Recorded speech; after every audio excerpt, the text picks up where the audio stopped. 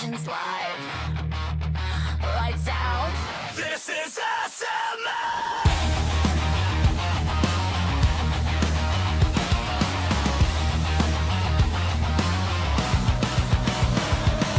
Neon lights on an open track. Heartbeat sinks to the dash. Stealing fire, gripping speed. Every corner's all we need. Hands tight, bars them down. Hear the crowd, feel the sound. No mistakes, no rewind. Leave the doubt behind the line. Red lights counting down the fight. Milliseconds decide the night. Full throttle, no retreat. Rubber burning underneath. We don't break, we don't stall. When the lights go out, we go home. Full throttle, feel the drive. Every lap we come alive. SMA, claim the win. This season starts, let it begin. Fuel runs low, but the fire's high. Drafting close, let the limits cry. One clean move, laid on brakes. Championships are born from stakes. Rivals close in mirror view. Every lap something to prove. Checkered flag still out of sight, but we're racing through the night. Crowd goes quiet and just scream. Living out the racing dream. Hey! Full throttle, no retreat. Rubber burning underneath. We don't break, we don't stall. When the lights go out, we go home. Full throttle, feel the drive.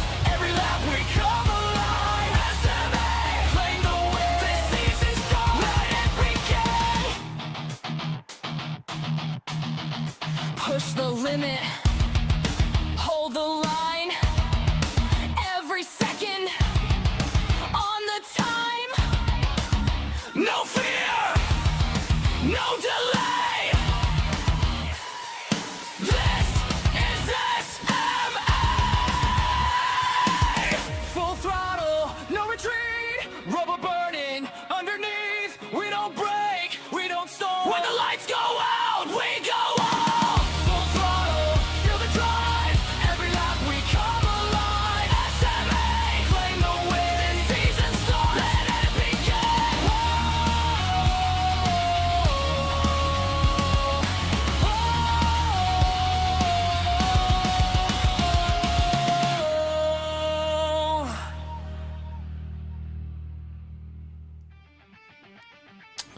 Good evening, race fans, and welcome to the SMA Season 1 of the Exhibition Series 2026.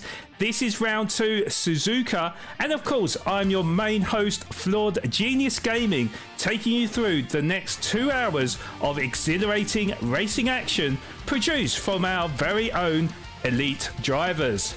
Last week we saw many drivers make their mark, but it was VSR JDJ who romped home victorious, our first winner in 2026.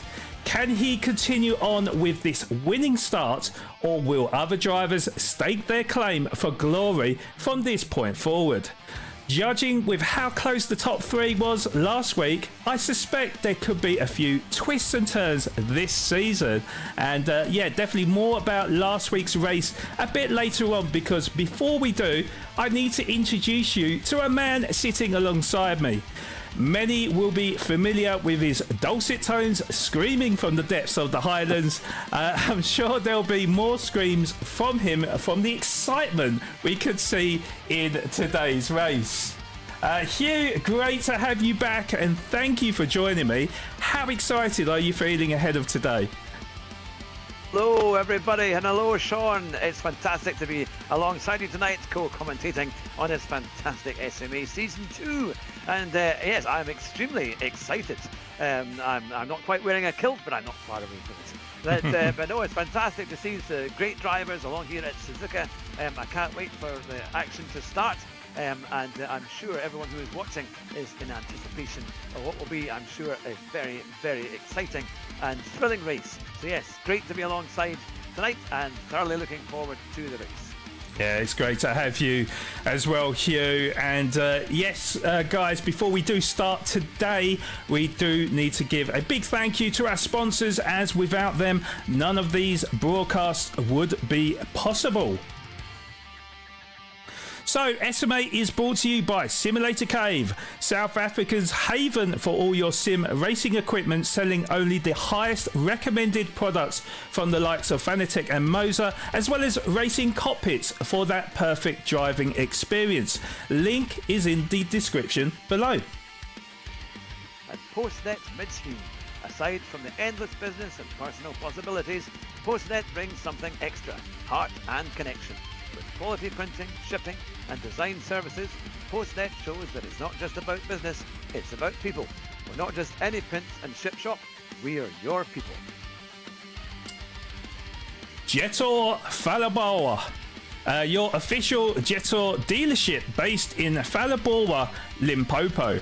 From the bold Jetor dashing to the versatile X70 Plus and the newly launched T1 and T2, Jetor Phalaborwa brings the full Jetor car lineup to drivers who want performance, style and value. And no matter where you are in the country, they've got you covered. Nationwide delivery straight to your door.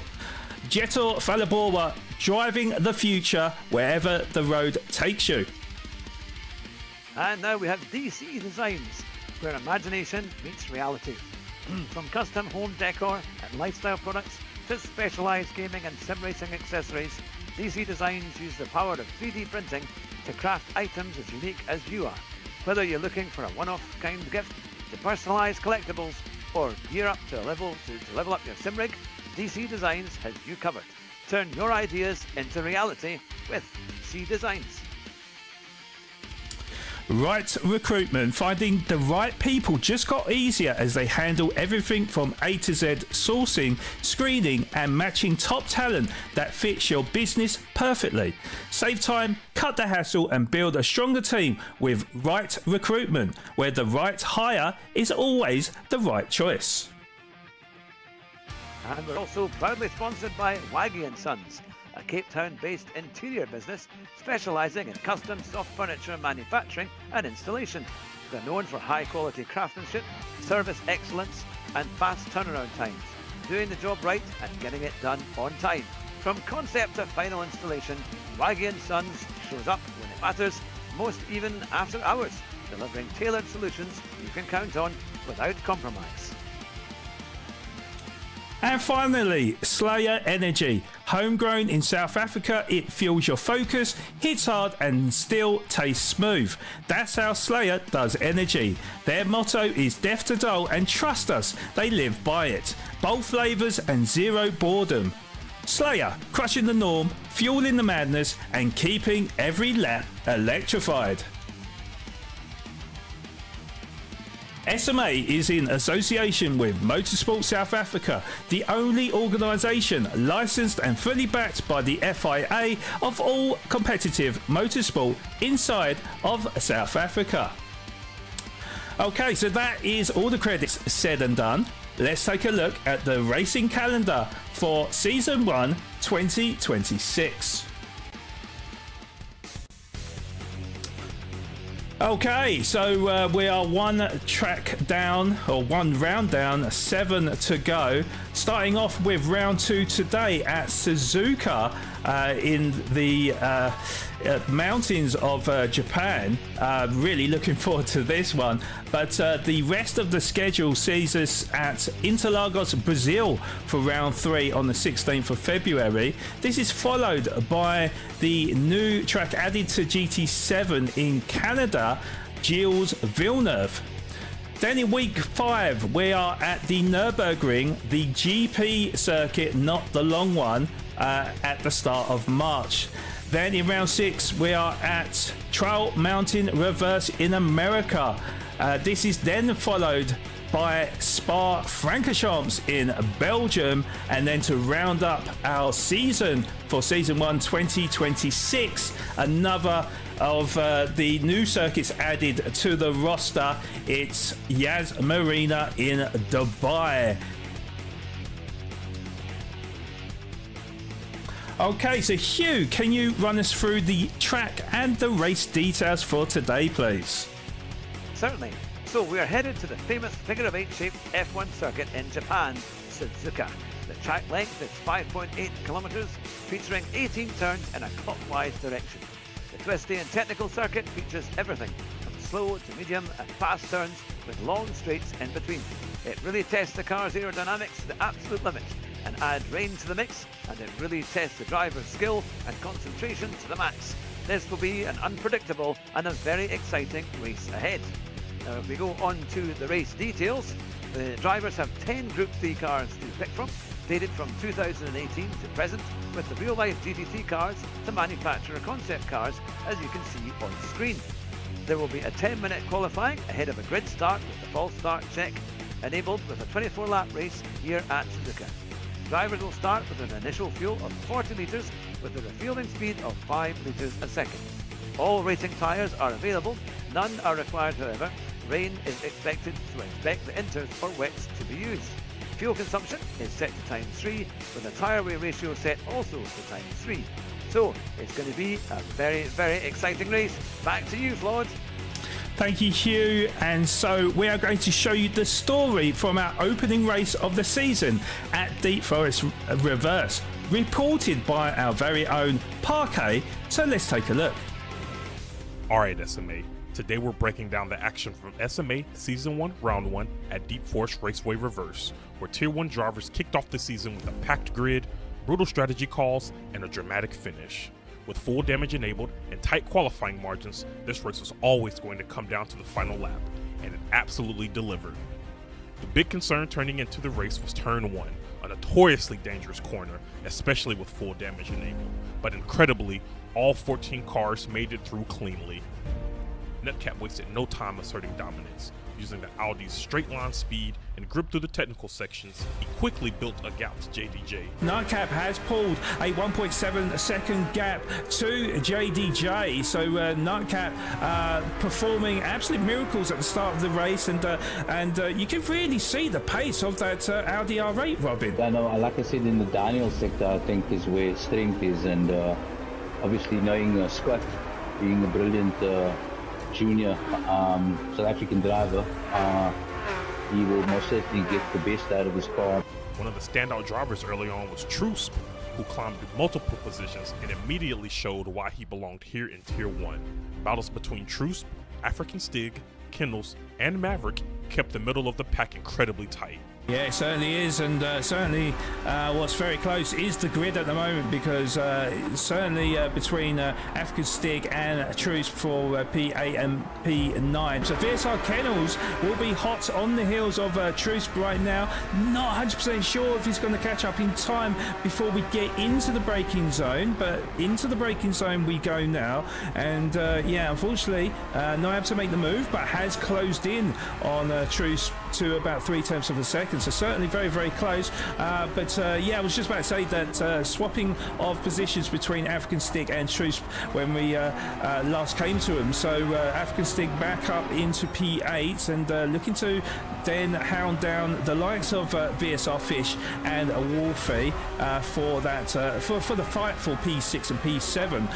The race began to shift when mistakes and strategy started coming into play.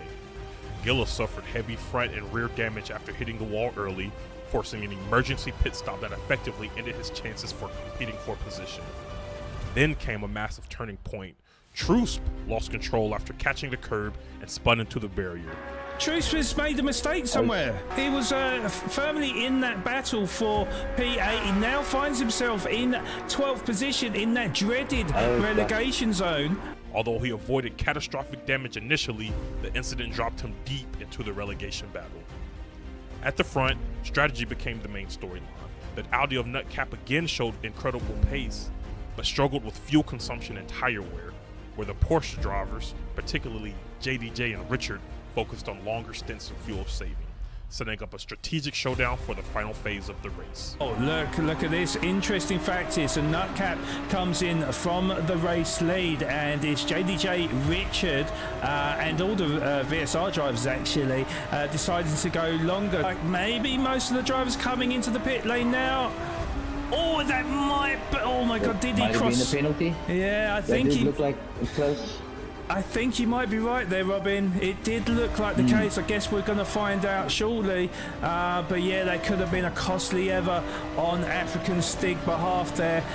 Nutcap is, of course, already changed onto the racing softs. Is going to inherit the race lead then with JDJ and Richard coming out on. Well, actually, it's going to be closer than you think, but Nutcap should have the overspeed and does get in front of JDJ. But as you can see now, Robin, definitely is tightened up at the top. Behind the leaders, the midfield delivered some of the best racing of the evening. Jensen, Kennels, Wolfie, and African Stig traded positions multiple times with aggressive but respectful driving. They're still fighting now as Jensen looks like he had the inside line. Kennels is going to defend for all his might. There's a slight bit of contact between the two drivers. However, Kennels does get a better pull away or traction from the hairpin. I can only imagine watching Jensen. Look, almost three sides. Oh my word. This is amazing racing, really, guys. It's credit to these drivers for giving us such an awesome race to watch. Oh my God, I mean, they are literally nose to tail. African Stig side by side as we went through the tunnel. Jensen pulled to the inside just in front. Wolfie didn't really have anywhere to go but take the inside line, but he kept to his line, gave African Stig the space on the outside, and with the extra traction got in front of African Stig before we got into the technical section to move up into P7. Jensen in particular pulled off several textbook overtakes, including a brilliant outside move through the tunnel section. And then just in front, as we can see there, Jensen had the inside line to VSR Kennels to move up into P5. And I have to say, Robin, that was a very brave move from Jensen. Especially in that sector, I wouldn't even think of doing overtake on that sector. But once again, just amazing racing. Jensen's a brilliant Sam's driver, a really good driver. Nice to see him in Tier 1 where he belongs.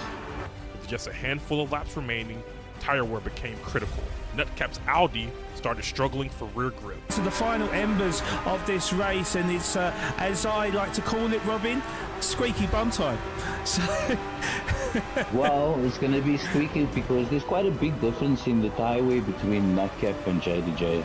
JDJ seized his opportunity by diving inside Nutcap and taking the race lead after an intense side-by-side battle. So certainly JDJ putting all types of pressure to TNR Nutcap. Need to call him a little bit of contact between the two drivers though. JDJ tried to go up the inside. It was a bit of a late move, but they give each other the space, and JDJ able to make the move on TNR Nutcap to move into the race lead.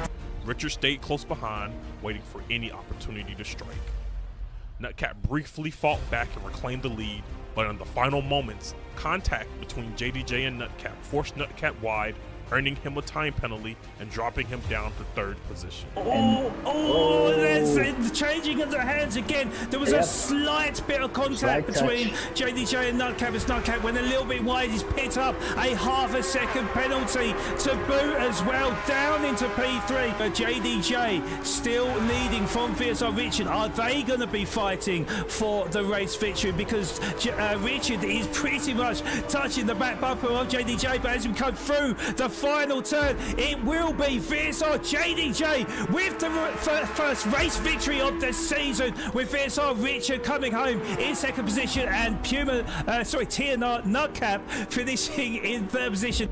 After an incredible season opener, the results were JDJ as the race winner, Richard coming in at P2 and the fastest lap, and Nutcap bringing home P3, rounding out the podium.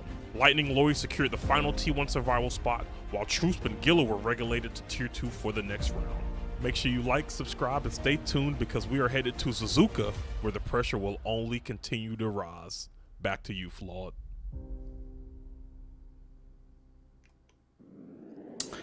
Thank you, Parquet. So it was VSR JDJ that came across the checkered line first to secure the first win of 2026 in a closely fought battle between his teammate VSR Richard in second and TNR Nutcap in third, who lead who led for most of the race until his tyres died towards the end of the race. Then there was a train of cars behind with VSR Fish leading it in 4th, with teammates VSR Wolfie in 5th and VSR Kennels in 6th, who did so well to carve his way up the grid from an initial lowly position. The African Stig made an impressive debut in SMA, who had a very eventful race, finishing in 7th, with VSR Nitro Merlin just behind, who was the opposite to Kennels, falling down the grid in the latter stages, but finishing in a respectable 8th. Another impressive debut in Tier 1 was Sam Jensen, who was in the thick of the action for large parts, was as high as 3rd at one stage, with many brilliant overtakes, but in the end had to settle for 9th. It was also a good day at the office for Puma Maverick, who came in as a late replacement for Puma Nil. He'll be satisfied with 10th. For the final position to remain in Tier 1 this evening, it was Tierna Lightning Lorry, who claimed 11th. And as another debutee in Tier 1 was Sam Trusp, who again looked very competitive in the first part of the race, battling amongst many drivers, but made a couple of big mistakes that cost him track time and positions, couldn't make up the difference between him and the rest, and sunk into the relegation zone for 12th. Another driver with a bad day on the track and a bit of a shock to us all was VSR Giller, who made a costly error early on in the race that gave him severe damage and had too much to do from that position, and finished in 13th. And then due to power problems, VSR Eco Beast, who would have been making his debut, couldn't make the race and will be joining Trusp and Giller into Tier 2 this evening, which means we have 3 new faces, all Sam drivers, promoted into Tier 1 tonight in the form of Tier 2 race winner Sam Waxen Halfling, with Sam Uncle Babby and Sam Kitzer coming in to ruffle a few feathers. So this is your Tier 1 lineup for tonight.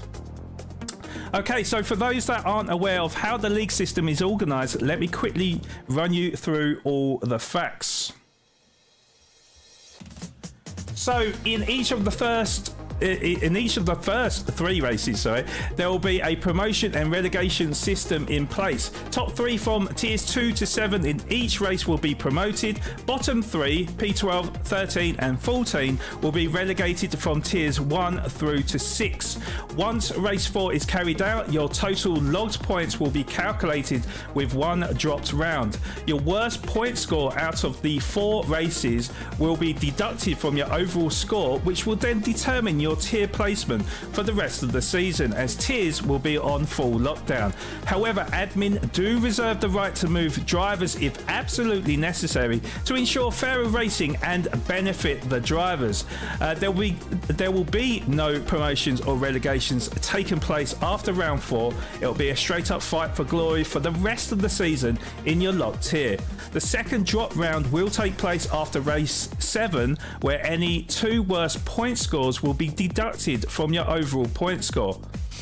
So best of luck to everyone competing this season, and remember, with our previous champions not competing this season, we'll be celebrating a new champion in SMA come the end of the season. Okay, so we're going to go for a quick break, and when we come back, it will be the start of this 10-minute qualifier we have at Suzuka. So back in a moment.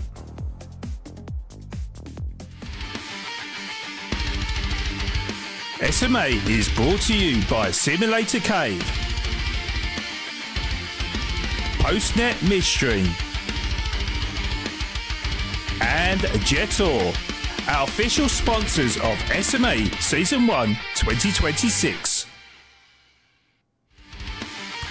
SMA is brought to you by DC Designs, Right Recruitment, Waggy and Sons, and Slayer, our official sponsors of SMA Season 1 2026.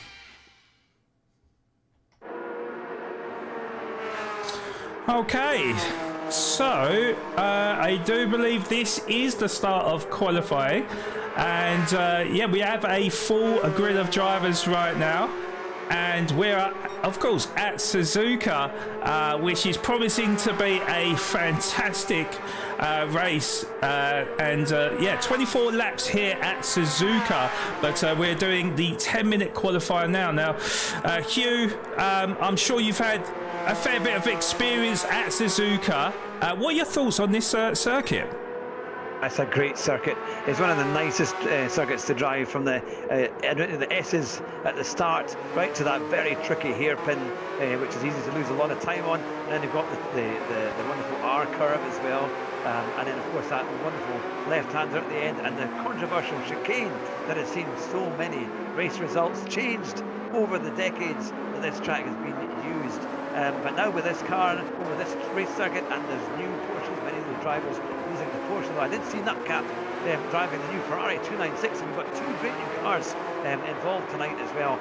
It's going to be very exciting. It's a great track, and we've got weather. It might be dry for a while, but then there is, of course, that threat of rain.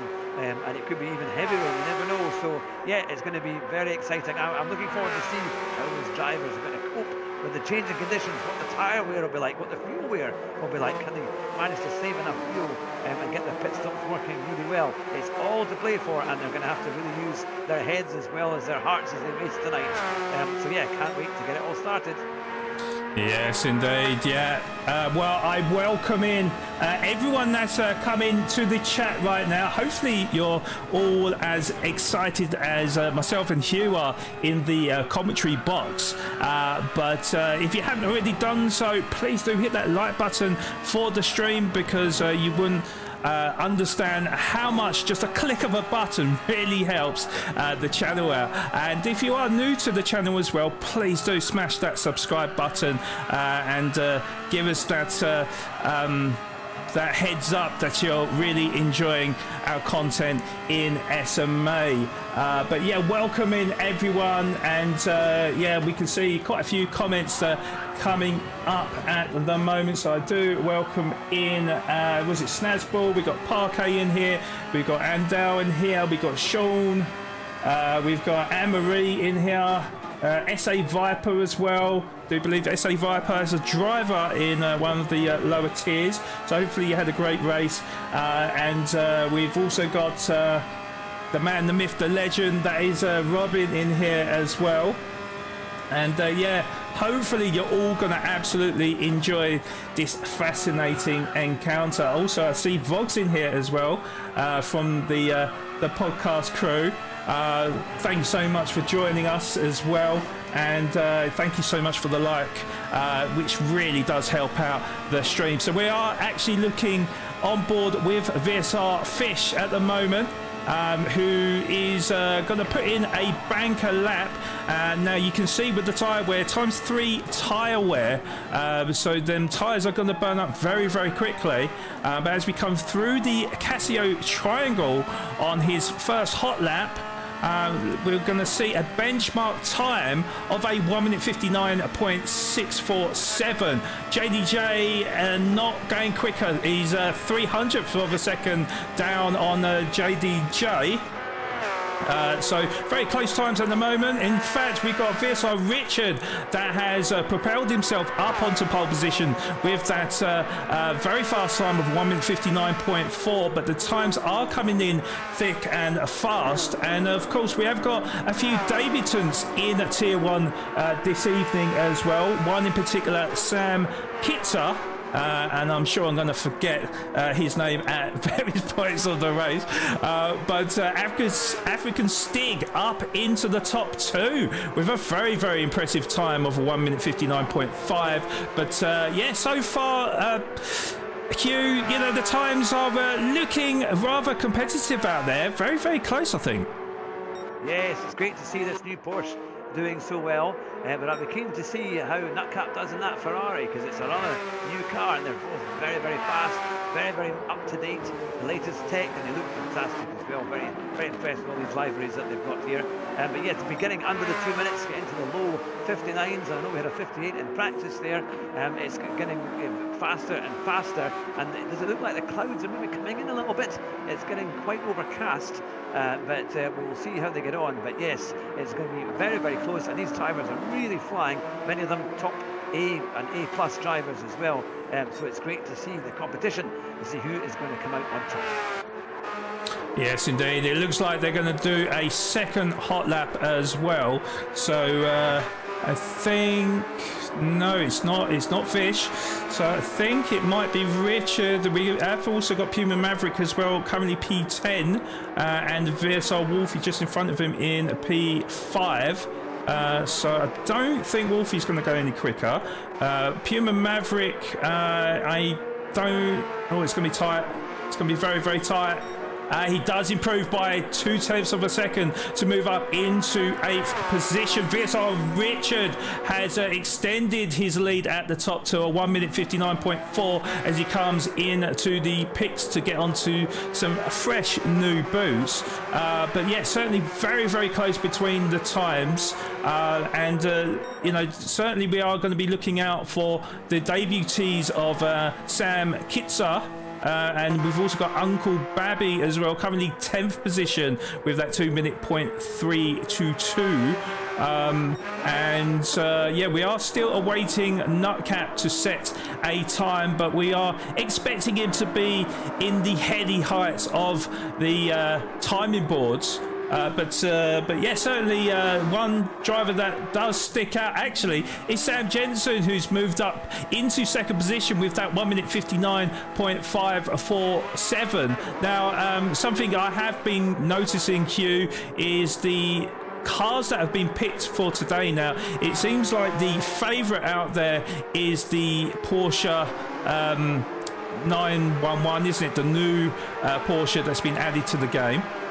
But I did see, I think it was TNR Nutcap in the Ferrari 296. What are your thoughts on that? Oh, fantastic.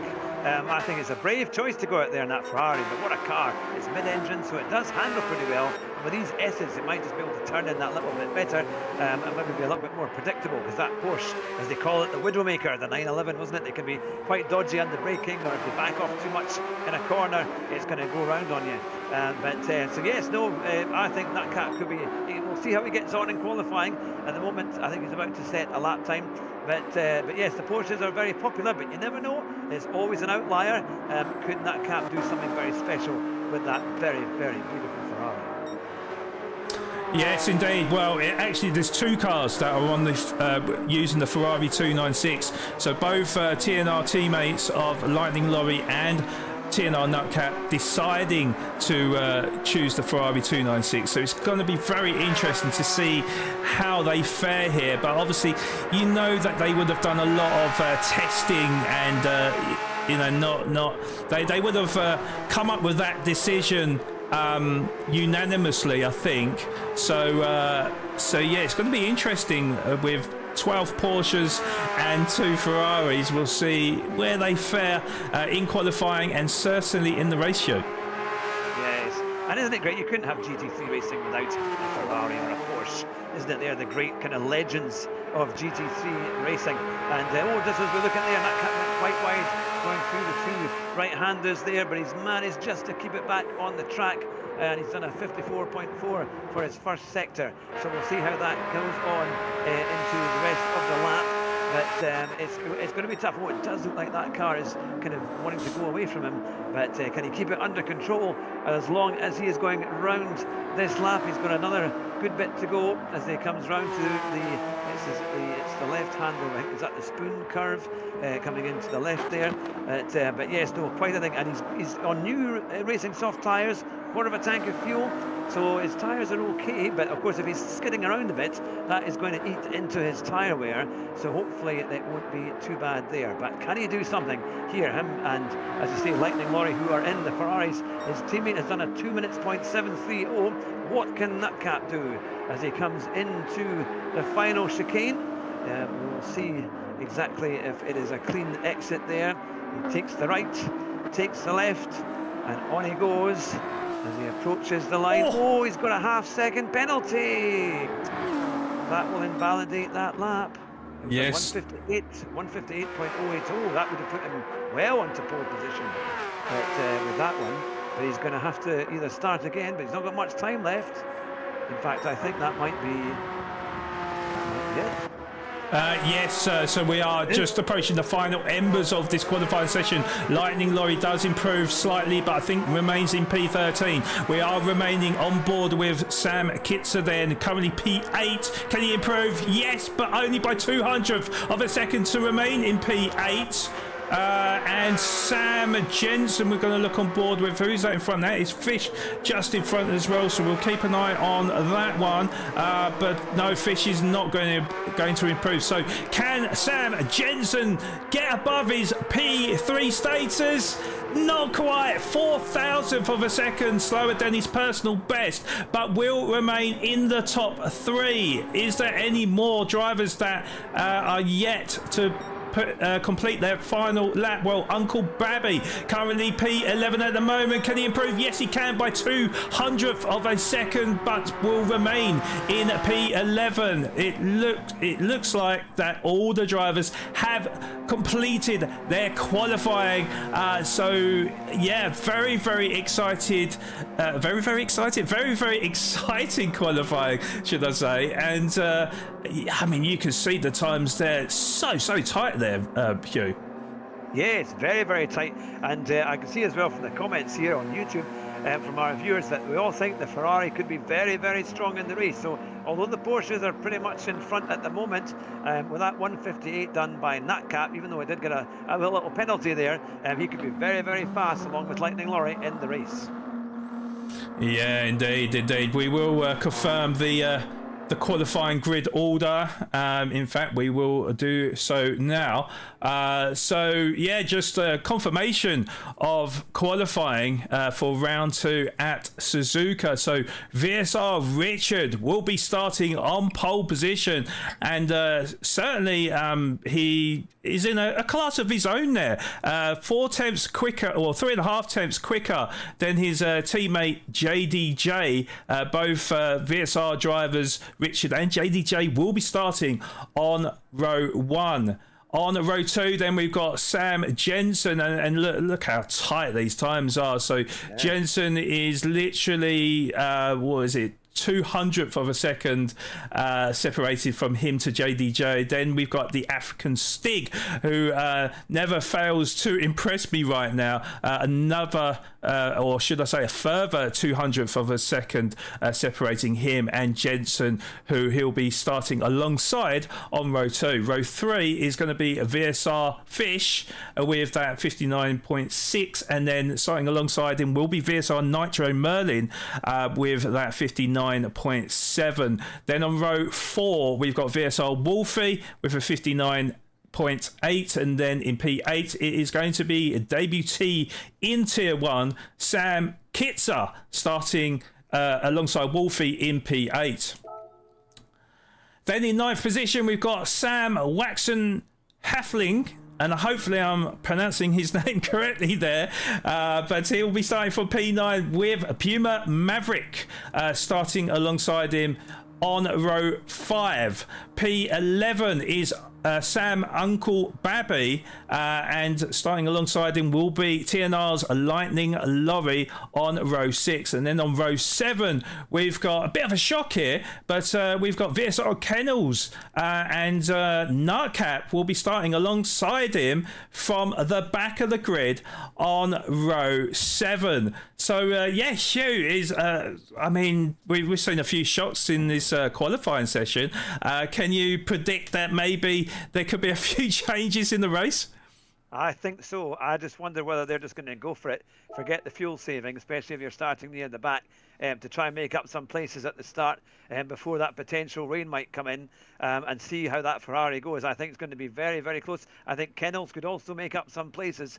It's going to be very interesting. They're on probably, well, we'll have to see what kind of tyre they end up choosing for those first laps, because it's ×3 tyre wear. Yes, I think there will be a lot of changes going on, because now there's a lot of drivers up the back of the grid that need to be near the front. And can they make an impact? Can they do it cleanly? We were talking earlier that some of the drivers will want to settle in, but I think that plan may go awry if the drivers from the back have anything to do with it. So it's going to be exciting, that's for sure.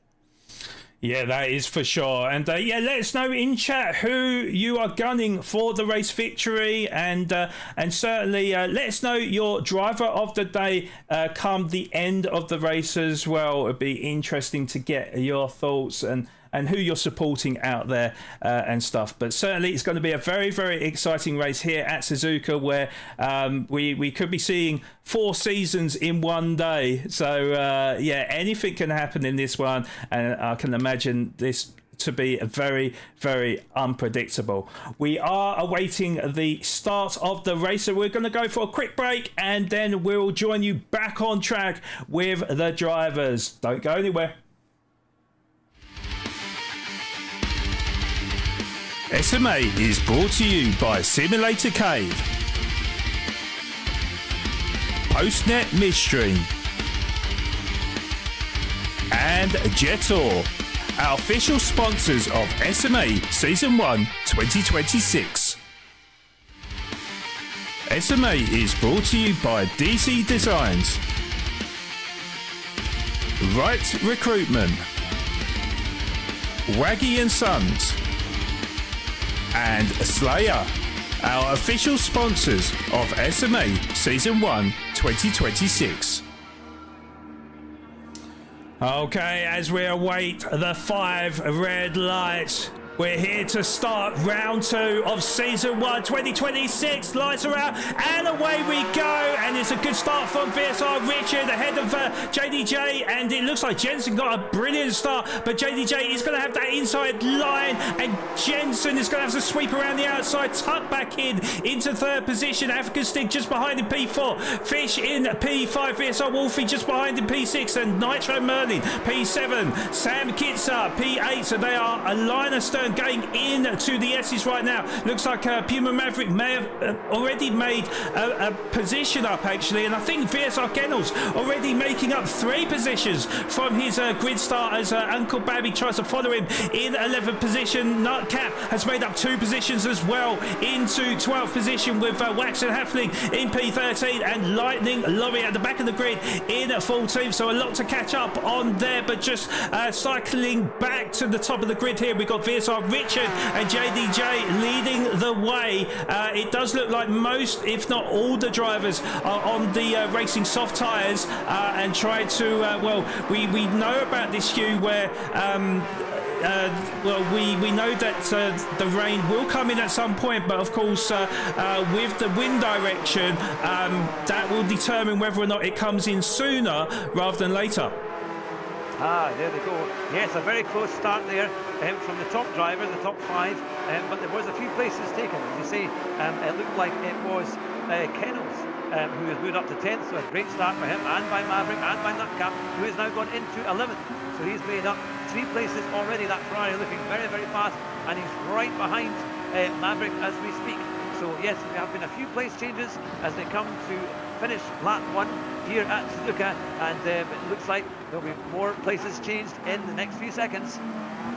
Oh, and it looked like Maverick went a little bit deep there, which compromised his line, but Kennels and Nutcap not able to take advantage there as we finish lap 1 and on to the 2nd lap. Has Nutcap got the power to slingshot his way past VSR Kennels? They're going to go through and breast into corner 1. Slight bit of contact between Teal Nutcap and Kennels. Kennels went a little bit sideways, but was able to keep the car pointing forward, and that was so close to disaster there, Hugh.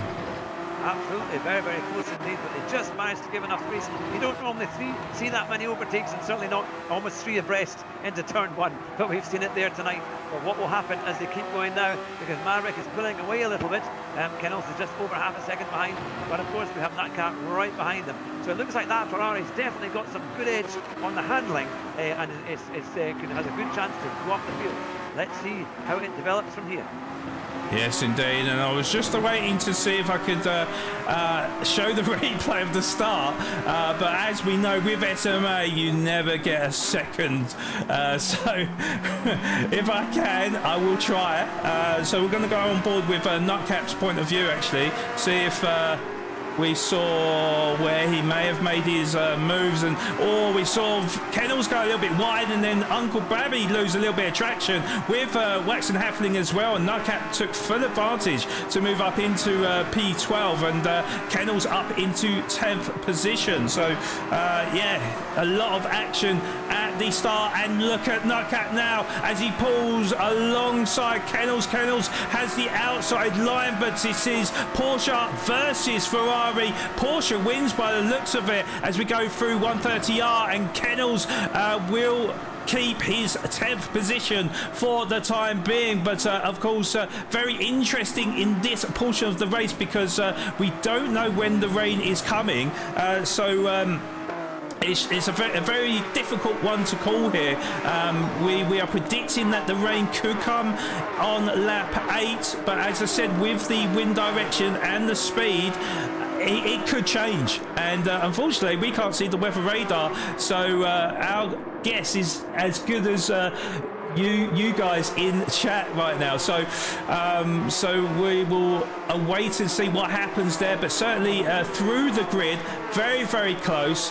They are, as I said, line astern right now. Not many movers or shakers.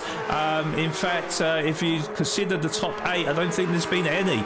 But Richard is leading the race on lap 3 ahead of his teammate VSR JDJ, who did get his first victory of the brand new season last week in Deep Forest Reverse. JDJ goes purple by 0.2 of a second through sector 2. Jensen though is applying all types of pressure to VSR JDJ, and I was saying last week to you about Jensen, he had a very, very impressive debut, but maybe a couple of mistakes creeped in towards the end and perhaps didn't get the position that he wanted. However, what he did show is that capability he has in terms of racing overtakes and just not leaving drivers alone. So I'm really expecting throughout this season that Jensen could be the man to watch, but of course he's new to you, Hugh, but he's doing really well out there. Yes, absolutely, and it's great to see them not only just debuting well, but continuing on to get up that field and being very, very competitive. And just on that as well, looking at Kennels and Nutcap still just 3 tenths in it, and it was very close coming through the last few corners of the lap. So definitely, I think that Ferrari has got an edge in the handling section, but the Porsche seems to have a power advantage and pulls away a little bit on the straight. But it's all to play for, and it's certainly. He's tried to go for a move run. Yes, he's got it! Side by side. Wow, what a great side-by-side there. It looked like that Nutcap wasn't, well, it looked like he was going to go for it, then didn't, then he went up the inside. It was very timely from TNR Nutcap, and yeah, I mean, that is a scary corner to go too wide in, but Puma Nutcap made it work and moves up into the top 10. Did I catch that replay in time? I'm not 100% sure. No, I didn't. I was just a little bit late to that, but nevertheless, a fantastic move there from TNR Nutcap. He's made up 4 positions from his grid start as well, so making great progress out there, Hugh. Absolutely, that's 4 places, and he's already right behind Maverick. That Ferrari is certainly helping him, and his tyre wear is okay, I would say, at the moment. It's not too bad, and he's still got just under a quarter of a tank of fuel. So he's always needing to make as many places up as he can after that poor grid result in qualifying, and he's going to push Maverick for everything he has got as they're coming round the right-hander. Will he try and go into the spoon curve perhaps. Oh, he's trying and he's done it.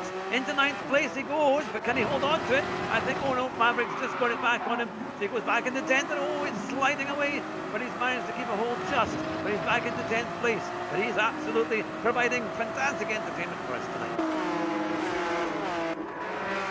Okay, we have a look on the replay now as we approach spoon curve. Then yeah, Nutcap tried one, a late dive down the inside, but it was the old switcheroo from Puma Maverick, and Nutcap got on the dirty stuff on the outside of Spoon, and he lost traction and certainly under pressure from VSR Kennels. But that was a fantastic defense from Puma Maverick as he holds on to that ninth. But Nutcap is certainly a man on a mission right now, because he has caught back up to Puma Maverick, who Maverick sizing up an opportunity. Obvious on Nitro Merlin as they go too wide into corner one. Puma Maverick makes it work up into P8, and Nitro Merlin goes wide, and Nutcap down the inside to move up into P9, and Nitro Merlin down into P10.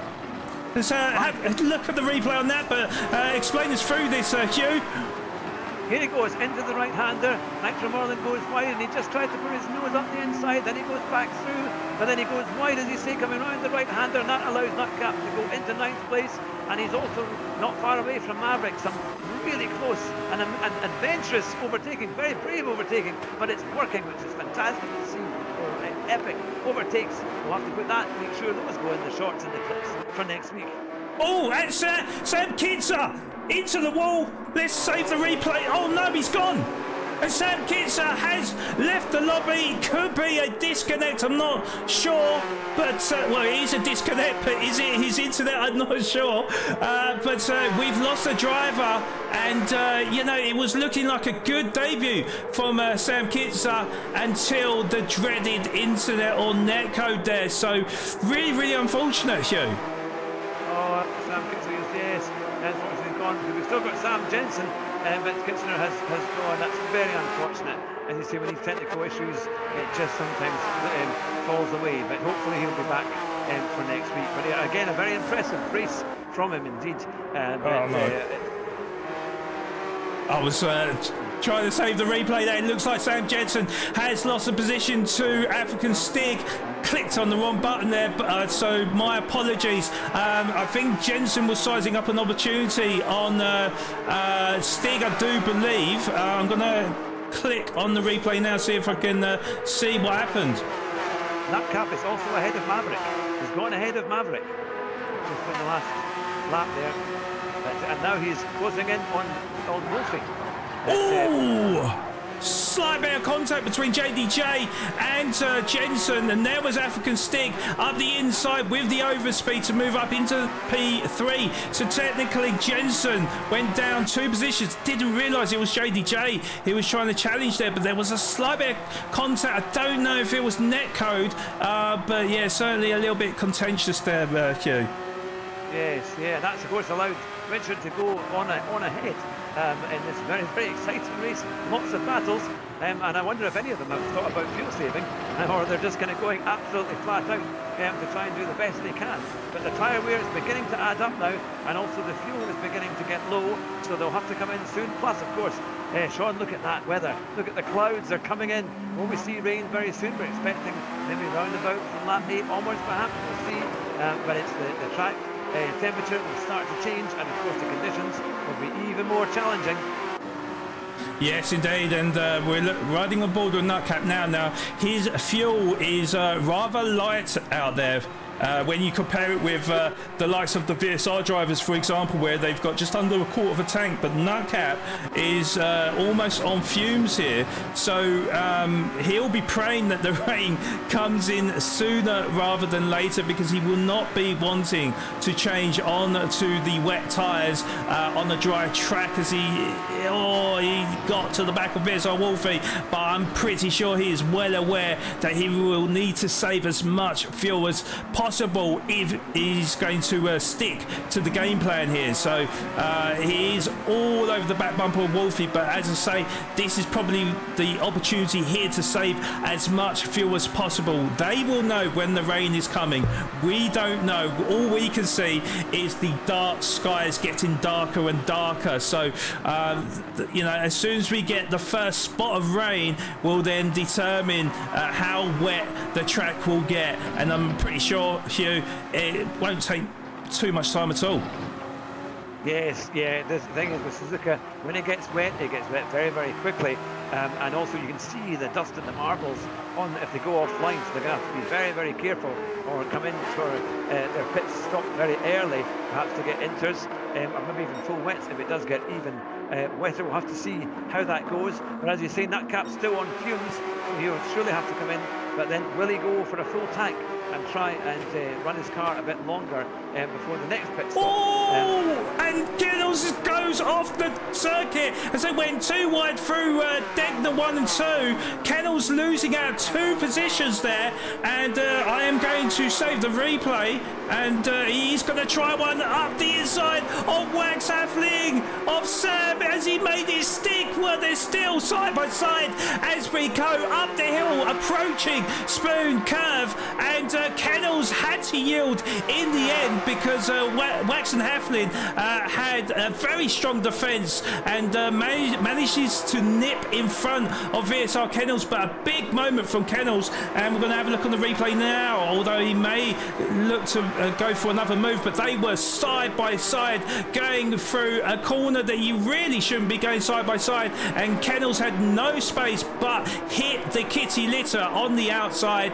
and there was Uncle Babby who took full advantage to hold on to 10th position, and Wax and Halfling who challenged him but had the superior grip to hold on to well, actually move up into 11th position. So yeah, so much action going on circuit right now.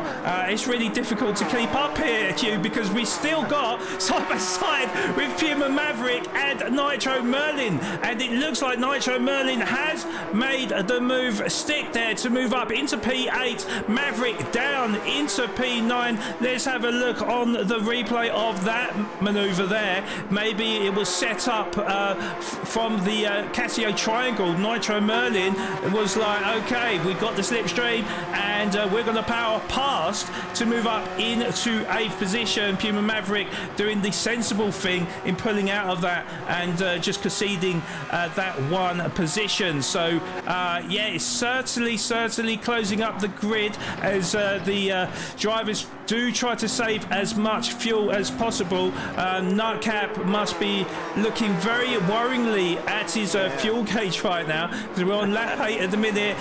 No sign of rain. We don't see any moisture on the track at the moment, so having to save fuel like mad with Nitro Merlin not too much more than Nutcap, but has got an inkling more here.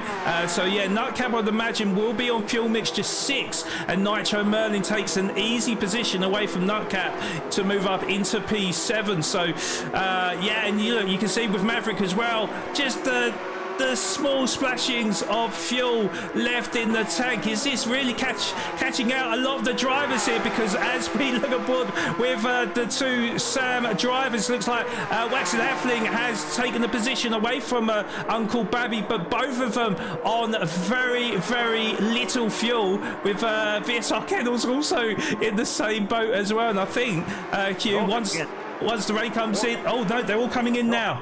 Yeah. I was going to say they couldn't do another lap. That was it. I mean, Kennels would not have been, Nutcap would have been struggling, and because the rain isn't here, they're going to go back out on the slicks, I think. It's still dry enough, so they're going to, maybe there might be an extra pit stop coming as well if the conditions continue to change. This is unexpected. I think they thought they would just be coming in maybe to get wet tyres, but there they go. Will they take on a full amount of fuel? Let's see. Yeah, it's going to be interesting here, isn't it? Because we saw the maximum amount of fuel was 5 litres. As we see the wipers going off now, so the rain is coming in, but track not wet enough for them wet tyres, but obviously it would have made sense to get onto them wet tyres at the end of that lap. So African Stig is in the lead of the race here, Hugh. Certainly something we didn't expect. No, because he's not fueled as much. He's not fueled as much as some of the others. Most of the others have taken about half a tank of fuel, but he is about a third of a tank. I was wondering, because they're still on those slicks, he's thought, well, he can come in and change anyway, so it won't make that much of a difference. But no, he is only on about a third of a tank of fuel.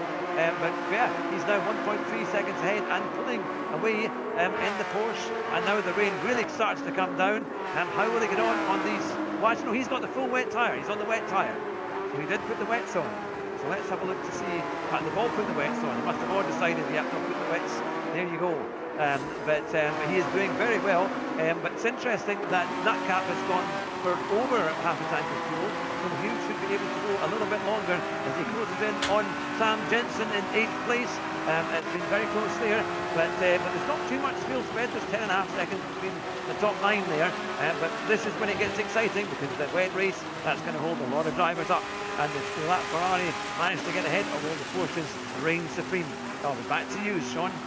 Yeah, and we just watched the replay of TNR Nutcap that made the move on VSR Kennels. I have to say he was very, very aggressive. You know, fair, but very, very aggressive. And Kennels was like, do you know what, you take that position. I'll just settle back in 10th position. But yeah, I have been looking at the different sort of fuel situation, and yeah, the reason why we've got the African Stig in the lead of the race right now is literally because he has put in a lot less fuel than most of the drivers behind him. So he's got a 1.2 second lead over VSR JDJ, who has made the jump on VSR Richard, but Richard does have a little bit more fuel there and is sitting comfortably in that third position. There is an 1/8 of a second gap between Richard and teammate VSR Wolfie, with Fish almost pushing him along in 5th position. So we've got a big train of VSR drivers, but actually Nitro Merlin 4 seconds adrift of Fish in P6, and then a gaggle of cars behind of Puma Maverick and Sam Jensen for P7, 8 and Nutcap in P9 respectively. So very, very tight in the midfield section. Actually, VSR Kennels also lingering in the background in 10th. And then there's a huge gap between Kennels and Lightning Lorry for P11, and Uncle Babby and Waxon of Sam both lurking in the background currently in the drop zone to drop down into tier 2 for next week. So they know, although not, you know, oh my god, as Uncle Babby goes a little bit sideways through Degner 2 there, but yeah, you know, they're not under immediate pressure right now, but they will know that they need to take that position away from Lightning Lorry. And you know, there could be at this stage, unless there is other circumstances that go for them, is that maybe only one of them Sam drivers will be able to remain in tier 1 for next week, should they take Lightning Lorry's position. So it's Lightning Lorry's gone wide. Lightning Lorry's gone wide out of Spoon, and well, I mean, I don't know if that's a commentator's curse, as Uncle Babby goes a little bit wide as well, but gets better speed. Uncle Babby out of Spoon than the other two drivers, but yeah, Lightning Lorry making a mistake on the exit of, or maybe on the entry, should I say, of Spoon there, but you can see how much the rain is really coming down, and unfortunately got on the brakes a little bit too late onto the AstroTurf. Absolutely no grip there, and Sam, Uncle Babby and Sam Waxon Halflin took full advantage to move up a position there. So yeah, Waxon is in the drop zone right now with Lightning Lorry. We've got yellow flags. We got yellow flags. Who's that? That's Nutcap. Nutcap has made a mistake. He spun off the track. It looks like off of corner 1. Let's have a look on the replay here. But big news in Tier 1 as it looks like Uncle Babby and Waxon have taken their position away from Nutcap. So Nutcap now in the drop zone. Let's have a look on board with Nutcap and see exactly what happened here. So as we went into the tunnel, slight bit of contact between Kennels and Jensen as Jensen went sideways and Jensen went off the track as well. So big drama as Nutcap spun out as well on the exit. And yes, certainly, well, it's gone horribly wrong for two of the drivers.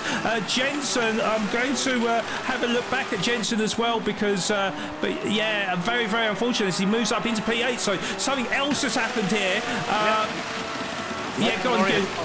Lightning Lorry has spun and has gone back down to 13th place. He was just very close to Kennels there, but I don't think there was contact, but he's now down into 13th place. But they're horrendous conditions, it's so tricky, and I think the Ferrari is very dodgy. Oh, he's running wide, so he's going off the circuit again at the hairpin, but manages to rejoin, but now he's a good bit back from Kennels in 12th. But yes, so the conditions are catching drivers out, but it's been quite a race so far. It has been. I don't know where to focus my attention at the moment because we've got side by side with Sam Waxon and TNR Nutcap right now. With Nutcap, he has got the inside line, and two definitely don't go into one in these tricky conditions. Who's going to back out? Looks like Waxon's going to go sideways. I don't know if there was a little bit of contact again, but yeah, one of them had to pull out as we went through to 130R there. Nutcap survived, moved up into P10, but Waxon went all types of sideways and did really well to save it there. Let's have a look on board with that replay then as they went side by side. So let's have a look on this view because I can't really get the right angle here.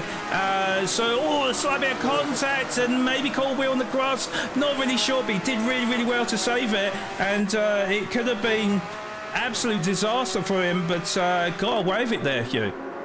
Yes, but look at the time difference now. There's over 22 seconds between Nutcap in 10th and JDG in first. It's suddenly spread. He's been stuck in traffic, isn't it, with all these little issues and spins. It's cost him a huge amount of time, and you can just see how they're losing time if they're struggling with the wet weather conditions. The only advantage is he does have quite a lot of fuel on board. Looking at the start, the VSR JDG and also African Stig, they are a bit lower on fuel. In fact, they've got less than a quarter of a tank of fuel. So will they be able to go over the mix potentially? Uncle Babby's gone wide this time out of Degner 2, and well, I think he's just about going to hold on to that 8th position, but Sam, he's gone deep, he hasn't got the grip. Nutcap has taken full advantage, so, oh no, there's more contact between the three drivers. We're definitely going to have to look at the replay here. Nutcap took full advantage to move up 2 positions, but then struggled to get on the power, and there was Sam Jensen then to take full advantage to move back up into P8. There wasn't the best angle to look at, but so let's see if I can get a replay of this. But yeah, it was certainly rather messy initially from Uncle Babby, and then as we came up to the hairpin, Uncle Babby, yeah, he went massively deep. Nutcap tried to get early on the power and then really struggled to get on the power as they went up the hill, and it looked like Sam Jensen was the one was able to initiate control a little bit quicker, but Nutcap has made the move, and I mean, I can't keep up with this, Stu. We are literally got battles all over the place, and by the way, JDJ is in the lead of the race as well, who has taken the position away from African Stig. But yeah, I mean, literally there is probably about 3 battles going on right now, as it looks like Kennels and Waxon were going side by side, fighting tooth and nail for that position, and Kennels getting the upper hand to remain in P11 with Waxon down into P12 now, and this squabbling is going to keep going on and on, Hugh. Yes, and already you can see it's now between Sam Jensen and Nutcap. They're the ones at the front of that pack, but they're 11 seconds behind Puma Maverick. So it's a big gap to try and make up but the cars are really twitching. Every corner is, and especially the fast corners, it must be heart-and-mouth stuff when you're driving like that, and the car suddenly wants to slide away, and they're still using a lot of curb as well, which just shows their talents, because you're going to be very careful accelerating the wets on the curbs, because these cars will just want to spin out. I did notice earlier as well that some of the drivers, like Maverick, was changing his traction control. So every so often he would put it up to 3, and on the straight he would put it back down. VSR Kennels with the old switcheroo on Uncle Babby to move up into P10, and that was a sensational move there from VSR Kennels as he really set up Uncle Babby there using his Tier 1 experience and got the better of Sam Uncle Babby there to move up a position. Uncle Babby will come fighting back with Avengers. We've still got Sam Jensen as well fighting tooth and nail with TNR Nightcap, and who would have thought we would have been saying that? But Sam Jensen has the inside line, and again two will not go into one. Surely Nightcap is going to yield here, and he does, with Sam Jensen now moving up into 8th position. So it is all happening here. I've forgotten who I was going to look on the replay. I think it was Kennels, wasn't it? So let's quickly have a look at this move from Kennels as he sized up that opportunity on Uncle Babby. He had the outside line, but unfortunately Uncle Babby went massively deep once again at the hairpin, and there was Kennels that swept up and moved up into 10th position. So it absolutely craziness right now. Sam Jensen comes into the pits from P11, Uncle Babby P12, and Lightning Lorry so deciding to get off of them wet tyres early and force their hand into moving on to the slick tyres now, as the track is now drying up. But have they gone a little bit too early? Is this too much of a risk here? Hugh, what do you think? It's going to be very, very interesting to see how they come out of the pits. Will they even be able to have any grip at all coming out of the pits? Because if you're on slick tyres, you've really got to stick to that line. But there is maybe a little bit of a dry line coming, but not very much of it. So, yeah, good luck to them. Rather, they're driving than me. But we'll see how they get on. Sam Jensen is in 11th place, 17 seconds behind Wax and Halfling. And can he bring that gap down then? We'll start to see if it's been the right decision, but they're now they're looking for the wet patches of the circuit to keep those tyres not going from overheating. Will they be able to lose it down? Now certainly Sam Jensen just taken half a second off Wax and Halfling, so maybe going on to the dries is the thing to do now. We'll see how he gets on. Yeah, we certainly will. We just trying to look at the lap times for the drivers that are still on their wet tyres, but it's looking like they're lapping in the sort of 2-minute 10s, well 12 is what I can see here, as JDJ does dive into the pits from the race lead with 21% of fuel. African Stick only had 5% of fuel, so surely he's going to be losing time to the drivers around him, but all coming in from their respective positions, and it seems like African Stick is the one that's going to lose out here, because all the drivers, it's not about a bit of a wiggle into the entry of the pit lane, but they're all in the 20s percent here. It looks like Nitro Merlin is the only one that wasn't brave enough to get on them slick tyres, so he will resume the lead of the race, with JDJ the first of the drivers to change the tyres to come out in second position. So there is a 26-second gap between teammates of Nitro Merlin and JDJ of VSR, and then there is a bit of a gap. So just looking at the fuel, Wolfie's got a little bit more fuel than JDJ, but they're all picking the soft tyres. Richard comes out in P4. African Stick rejoins in 5th position with a little bit less fuel, and I think he would have known that, so perhaps we'll try to save a little bit of fuel sticking behind VSR Richard then. Of course they can't really go completely flat out at this stage, because the outside of the circuit, including the curbs, are absolutely soaking wet, and you do not want to be sinking a couple of tyres on the outside there, so they will be wary. African Stick will be wary of this, and he'll try and stick as much to the back of VSR Richard whilst saving some fuel. So currently in a good position in P5. He is did you know he is the Stig? He's Top Gear's Stig there. Yes, I was trying to think of a quote or a pun I could bring in earlier, but it has failed me so far. But a fantastic livery by African Stig. And I'm sure he deserves that stage. Oh, Nigel Merlin's gone pretty wide there as he's still in first place, but of course he's still on those wet tyres that are about 3/4 done. Surely he will come in. He's got still a quarter of a tank of fuel on board. Will he try and come in now, or will he leave it for another lap? Yes, he's coming in this lap, and he's at a 21-second gap. So let's see where he emerges, because it is a long pit lane here.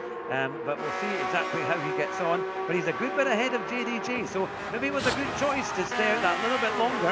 We'll see how he gets on. And I know that JDG has gone plenty of fuel as well. He's on those racing softs, and he's coming round now. So he will be perhaps, yes, he'll be taking the lead. JDG takes the lead now, and Nitro Merlin is still getting fuel. But yes, we have a new leader, VSR JDG. Yes, indeed. I was just on board with Uncle Babby that made a breathtaking move on Puma Maverick. He was certainly the latest of the late breakers to move up into 7th position. But as you said, yeah, JDJ now resuming the race lead. And of course, you know, the runaway leader at the top of the championship, of course, won the first race. So can he make it 2 wins from 2? We'll have to wait and see. We still... He had a big spin and a crash, and he's done damage down into 12th place for Nutcap. Okay, let's have a look on Nutcap. This is the danger, I think, but let's have a look.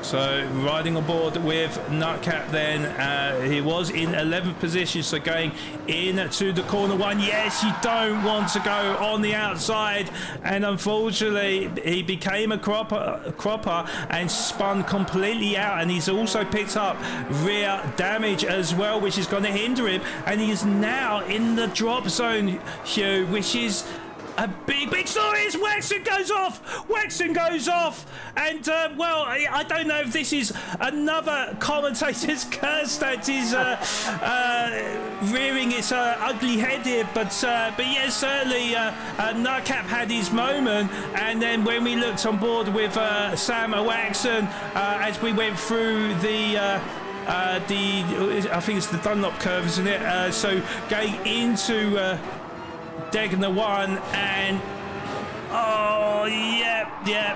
He tried to correct the oversteer, but unfortunately had the lack of grip because he did touch the wet line, and unfortunately now moving down into 12th position. So yeah, these drivers are really struggling with the changing of the conditions here, and yeah, unfortunately we saw Nutcap, who is certainly one of the most talented out there for such a young age, but you know, unfortunately, yeah, catching out quite a number of the drivers, and Sam Waxon was another victim, Hugh. Yes, yeah, it's certainly been something. I think because he started at the back, it's been a real struggle. I think that Ferrari is also pretty twitchy. But VSR Richard has just gone into 2nd place. He got ahead of VSR Wolfie. They challenged there on the first corner of the lap there. So Richard is now trying to pull away, and is only 2.9 seconds behind JDG. So will we get a battle for the lead here in the closing laps of the race? But Wolfie is right behind them with African Stig not too far away. So you can see the gap there. It's not too far, and Richard is proving he can certainly compete very, very well, as he's always been right at the top of the championship so far. He's on his soft tyres, and they're in pretty good condition with over half a tank of fuel. And can he pull away a little bit from Wolfie? We know just how competitive Wolfie is. He's not going to let Richard get away, but can they do anything about JDG, who is still 2.9 seconds ahead? Yes, indeed, and yeah, double DP, just looking at you coming there, yes, it's certainly squeaky bum time right now, so yeah, it is maybe too much so for a lot of the drivers right now, but yeah, guys, for those that are new to the channel, if you haven't already done so, please do hit that subscribe button. Really does help out SMA. You know, just one click of a button is all it takes, so you know, we really really appreciate it. And do hit that like button as well. I have to say, Hugh, it probably comes as no surprise that SMA draws up some of the best racing out there on GT7, and certainly this race is no different.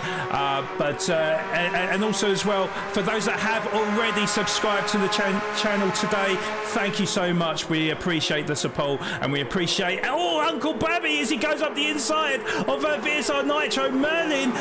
Nitro Merlin trying to come back at him, but that was a very opportunistic move, and I probably said that word incorrect as I always do, but yeah, certainly that was a move where he took full advantage there to move up into P6. I don't know if I called that in time, but let's have a quick look. Yes, there we are. So going into turn one, Nitro Merlin knew he had to yield because that is the wet line on the outside, so Uncle Babby sized up a great opportunity to move up into P6, and will now be chasing his teammate Sam Jensen in 5th position, who's just 0.8 of a second in front of him. But Nitro Merlin is hot on the heels of Uncle Babby in P7, so don't rule him out of the hunt. As I've just seen, what was Richard in front of Wolfie already, or was it? No, I think he already made the move, didn't he?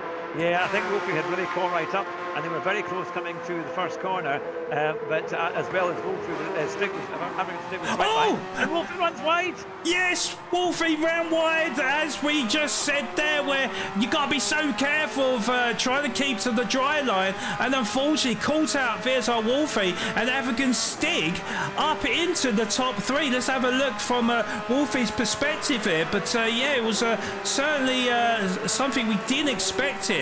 And as we went up the hill and approaching Spoon Curve, we're going to see on this replay now how much wider he went here. So he got on the brakes. Oh, it looked like he got on the brakes a bit late, and again, yeah, super slippery on the outside. Actually did well not to spin out, but there was African Stig who took full advantage to move up into 3rd position.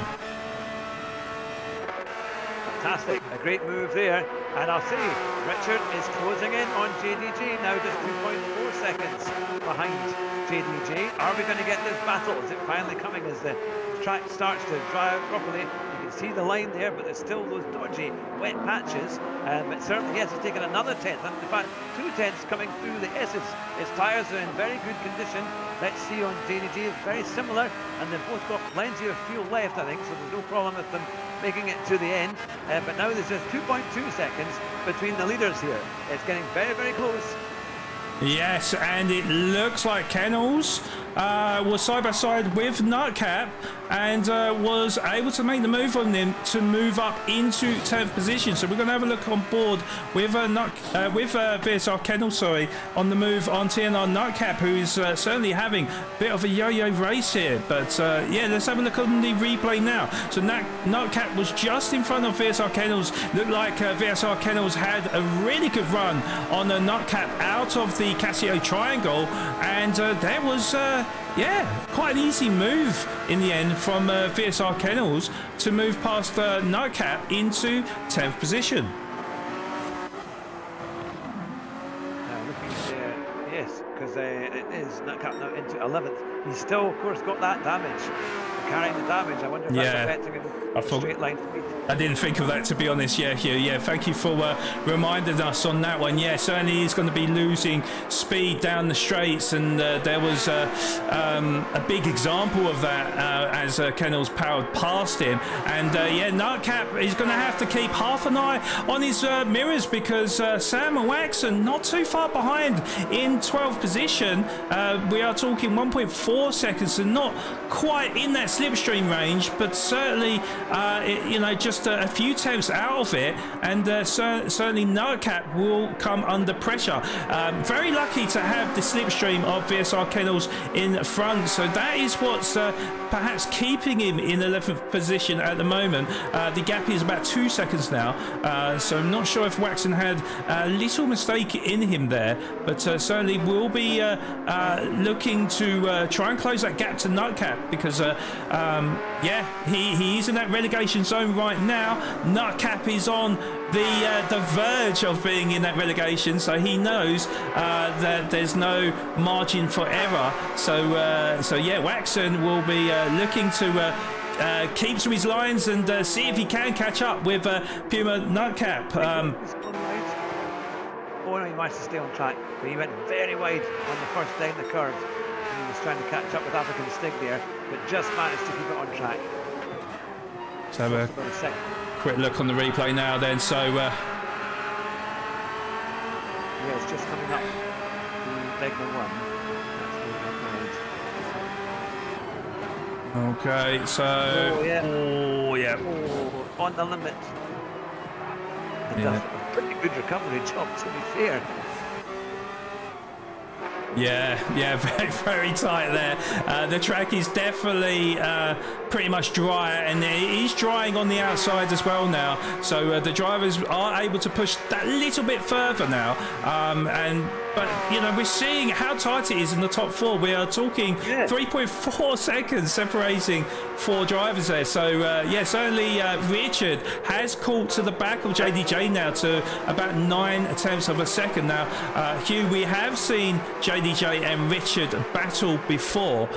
Certainly the MSA Cup springs to mind here. So we know that it's not always team orders with VSR. Sometimes they are allowed to battle, and Richard will know as well with JDJ of course winning the first race of the season, so he will not want JDJ to start streaking ahead in the championship, so things could get quite tasty in the final embers of this race, Hugh. Absolutely, and African Stig is keeping the pressure on. Is only a second, in fact less than a second behind Richard. So there's all to play for here, because if there is a bit of wheel banging or a bit of close racing there, African Stig could pick up the pieces. He's not far away, just 8/10 behind Richard at the moment as they go up the hill on that wonderful long left-hander. Yes, he's keeping that pursuit. But as we look at JDG and Richard, is just 3/10 in it. Richard has really caught up a fantastic job there, and here they come towards the right-hander, then into the hairpin. Is he close enough for a move? Maybe a little bit too far away, but he's right out there. He's kind of going into his mirrors of JDG just to see, I'm right here and we're going to come through. And then of course African Stig is close right up as well, so there's all to play for with the top three. We're going to be in for a wonderful finish here of just 3 laps to go to the end of the race. But what an end tail we're getting now, Sean. Here they come.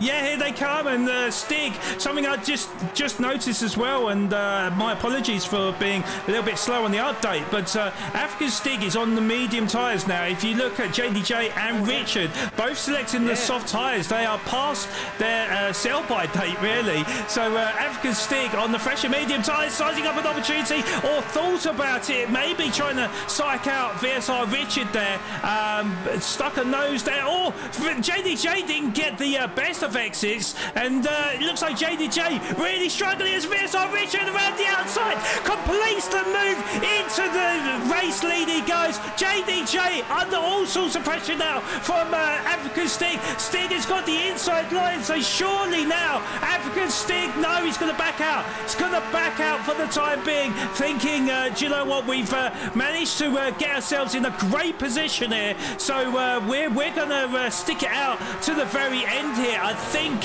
he may know that they're on the dying soft tyres, and certainly got a trick up his sleeve. So we are talking 8/10 of a second separating the top three drivers, and Wolfie not too far behind in fourth position as well. So the gap has closed between the four drivers to 1.3 seconds, and certainly now this is definitely squeaky bum time now. As it looks like African Stig. He's going to be showing the outside line, and I don't think he's going to make it work. He's got back out early. JDJ able to stay in front of him. It's certainly tight here at the moment, and well, you know, obviously Richard will be happy looking in his mirrors, because Richard will know if they keep squabbling, he's going to be able to pull away. So yeah, definitely very, very exciting. We've still got 2.5 laps left in this race, but anything can happen in the final embers here, Hugh.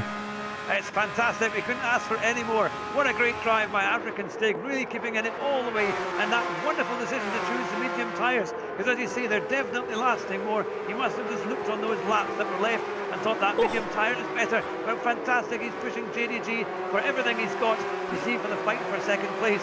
And you do wonder, if he gets ahead, could he possibly catch up with Richard, because he's not far away. Just 1.3 seconds as they come into the left-hander and then into the chicane. Is he going to try anything there? Will he try it? They're almost side by side, but I think JDG's just got the in front. Yes, he's still there, as he can get a good exit coming out of the chicane. But my goodness, there's nothing in it there, just a couple of tenths between JDG and African Stig, coming to complete another lap, just 2 laps to go. And here they come. Will African Stig, JDG's defensive, but will he go around the outside? Oh, they're neck and neck, almost touching there as they come into the first corner. But JDG hangs on to it, but he's right there as he comes through the S's. My goodness me, oh, a bit of fishtailing there a little bit from the Stig, but he's kept it going. Back over to you, Sean. Yes, and whilst you was commentating on the action there, we just caught the final embers of that battling between JDJ and African Stig, but actually Stig, he thought about going up the inside there, and well, he technically did have the inside line there, but maybe would have been a little bit of a dive bomb to pulls out of it, but certainly keeping that pressure up on JDJ, certainly not letting up in his pursuit for second position, but it does, gets a much better exit than JDJ, but he's going to be shown the outside line as they go into the hairpin. Stig, he makes the overtake. He sweeps in front of JDJ, and there's a phenomenal move from African Stig to move up into second position. Let's have a quick look on the replay there, because I didn't see that happening, but that is a phenomenal overtake from African Stig, and JDJ is no slouch. He is the experienced pro, and he just made him look a bit amateurish there, Q. Yes, went right round on the outside. That was fantastic. He obviously knew where the grip was, and there he goes.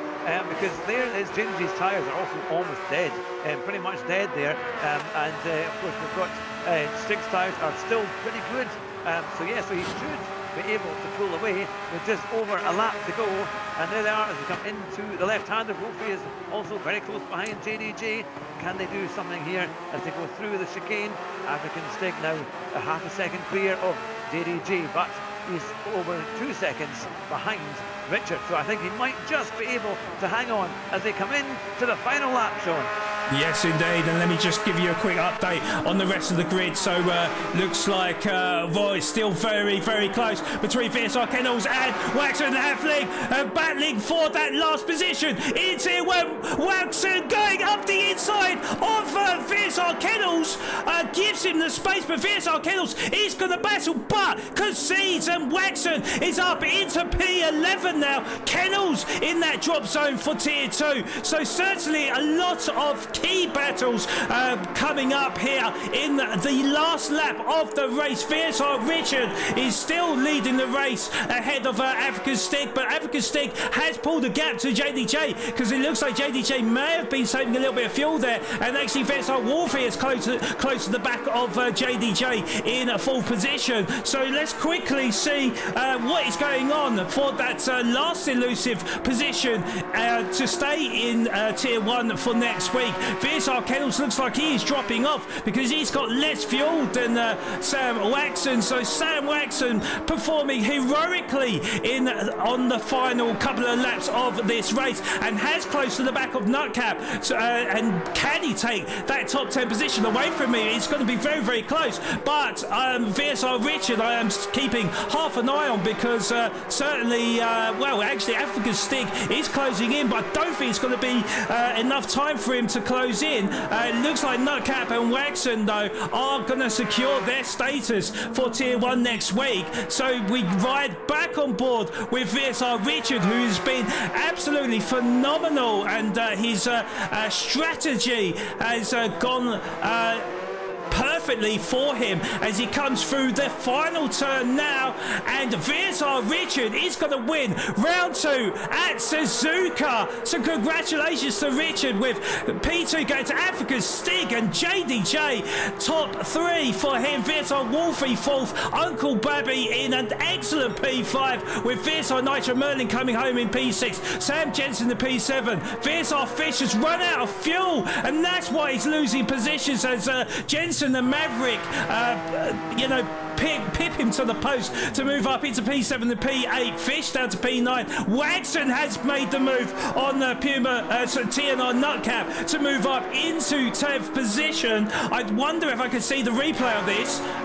They were side by side down the home stretch. Nutcap had the inside line, but Wagson had the overspeed there, as I think he had more fuel than Nutcap, so made the move to move up into 10th position. Nutcap P11, and then VSR Kennels in at the drop zone will be getting relegated into Tier 2 with TNR Lightning Lorry and also Sam Kitzer, who will be in Tier 2 for next week, Hugh. Wow. That was an incredible race. A brilliant he got pole position, and we see there from Richard, but my goodness, he had to fight for it, but he got it back. Again, the strategy paid, and he just managed to hang on to it with those soft tyres. But I have to say, for a while with African Stig on the mediums, it was very, very close. It was just because of the battling between him and JDG that I think Richard got off a little bit lightly, but wow, he managed to do it, and all credit to him. But a phenomenal race tonight, absolutely brilliant. Yeah, I am absolutely knackered right now. That was... I mean, I shouldn't be surprised, should I, Hugh? But that was just action galore from start to finish, and you really couldn't call it right to the final embers of the race. And it's going to be so interesting to get the thoughts of our podium finishers. Of course, we are going to speak to the African Stig for the first time in the interview room a little bit later on. And of course, the only driver in the grid that doesn't have a team as well, so I'm sure that the vultures will be hurtling around him to try and side him up for their race team, but I digress anyway, Hugh. So let's just give you the results from round 2 at Suzuka in this SMA Season 1 2026. So it was VSR Richard that grabbed his first victory of the season and managed to claw the deficit. In fact, I think he may have even overtaken JDJ for the championship, but a brilliant second position for African Stig, with VSR JDJ getting the last step on the podium. I'm not going to be able to read the rest of the results because the host has closed the lobby down, but what I will say is a brilliant result for VSR Wolfie in 4th, with a brilliant debut in Tier 1 for Sam Uncle Babby, who finished in 5th position, and then 6th went to VSR Nitro Merlin, who clawed his way back with the aid of his teammate VSR Fish as well, who ran out of fuel at the end. P7 went to Sam Jensen, who also benefited from that, and 8th position, and a very, very good 8th position for Puma Maverick, which we didn't get to see too much of, but I know that he was solid throughout the race. Yes, I do know that VSR Fish got P9, and then 10th was Waxon, was it? Yeah, Waxon, and then Nutcap was 11th. And Nutcap was 11th, and yes. Kennels 12th, and Lightning Lorry was 13th. Right, okay. And then, of course, we lost Sam Kitzer as well due to internet issues as well. So, yes, VSR Kennels TNI Lightning Lorry and Sam Kitzer unfortunately will be down into Tier 2 as of next week. But yeah, congratulations to all the drivers that performed today in what has lost me my voice right now. So I'm definitely going to grab a bit of water and try to regain my voice again. But yeah, make sure, guys, you tell us in chat who your driver of the day is. Very important to get your thoughts. And yes, we will go for a short break right now. So please don't go anywhere. When it's the break, do apologise here as I try to sort myself out. During the break, we will actually show a Stings showcase vid and a special announcement. And then when we come back, we'll have the interviews of our podium drivers. So don't go anywhere. We'll see you soon. SMA is brought to you by Simulator Cave, Postnet Midstream, and Jetor, our official sponsors of SMA Season 1 2026.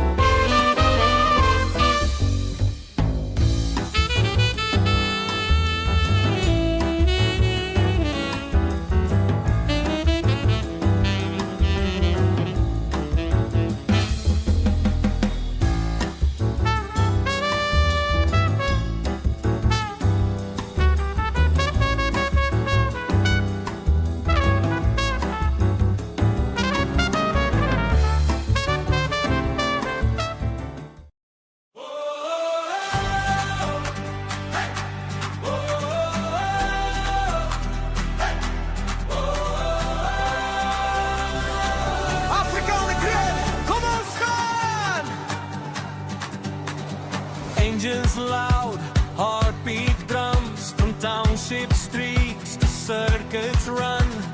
Different flags, one ambition, purest speed, shared vision.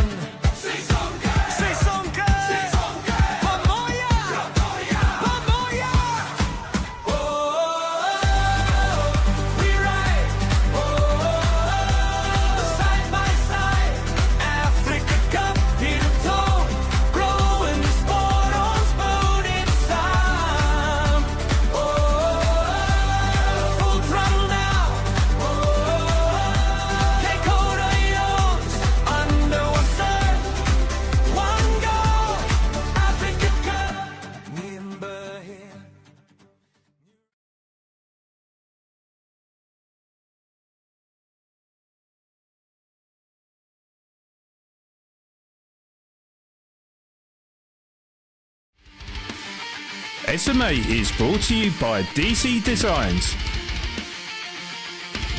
Right Recruitment, Waggy & Sons, and Slayer, our official sponsors of SMA Season 1 2026. Okay, so just to give you a quick update then, so the Africa Cup 2026, the video that you've just seen, will the GT7 broadcast that you'll see on SMA will not only be broadcasted here, but also on the MSA YouTube channel. Now, an e-license is required to enter, with all the GT7 African countries able to participate in this race, as well as our very best from South Africa. So get your entries completed in the next few weeks, with more details to follow next week. But the important thing right now is we have got, I think we've got two of our top three drivers who finished a podium in the interview room. We are awaiting the African Stig to join if he is able to. It'll be a shame if I can't get to interview him.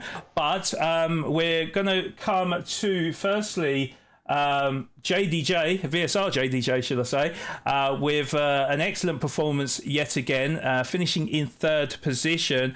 It was so tight at the end there, JDJ. I mean, how are your emotions after that race? Yeah, extremely tired. First of all, it was a difficult race. I was in good rhythm until the track started drying up. I knew I wasn't the best when it came to coloring within the line, but yeah, I tried my best just to keep it on the track. Unfortunately, hit the curbs a little bit, so I lost a bit of control on my car, and that cost me a bit of time. But overall, I'm still happy. P3 is not anything to be ashamed of. I think P3 still on the podium is still decent points, still keeps me in the fight. So yeah, and well done to Richard and Stig.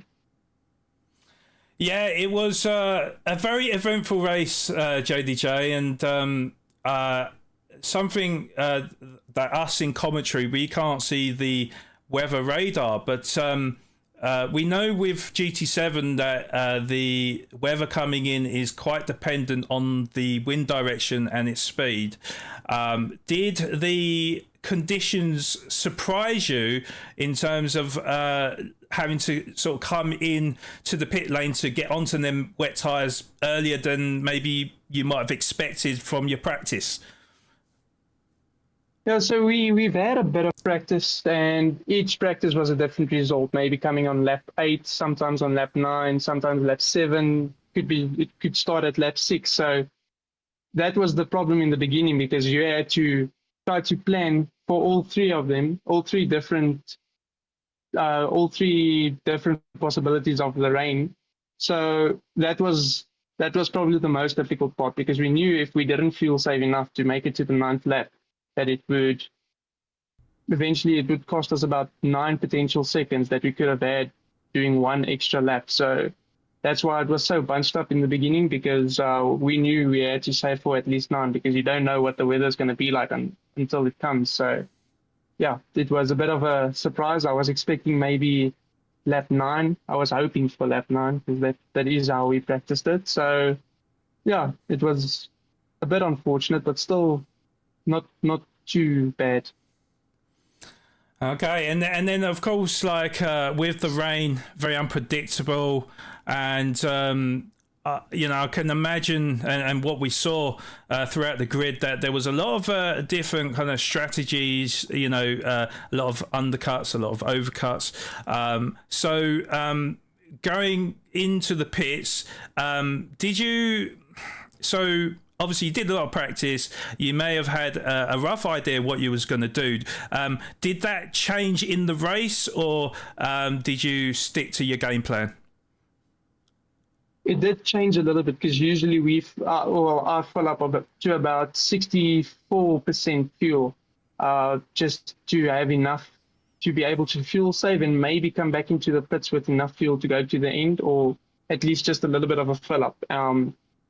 But yeah, so then we went to 50, because when I saw the pact was so close, it was a decision amongst the VSR guys to maybe just put a little bit less fuel in so that we can cover most of the undercut. Yeah, we did unfortunately get undercut by the stick. Well done to him.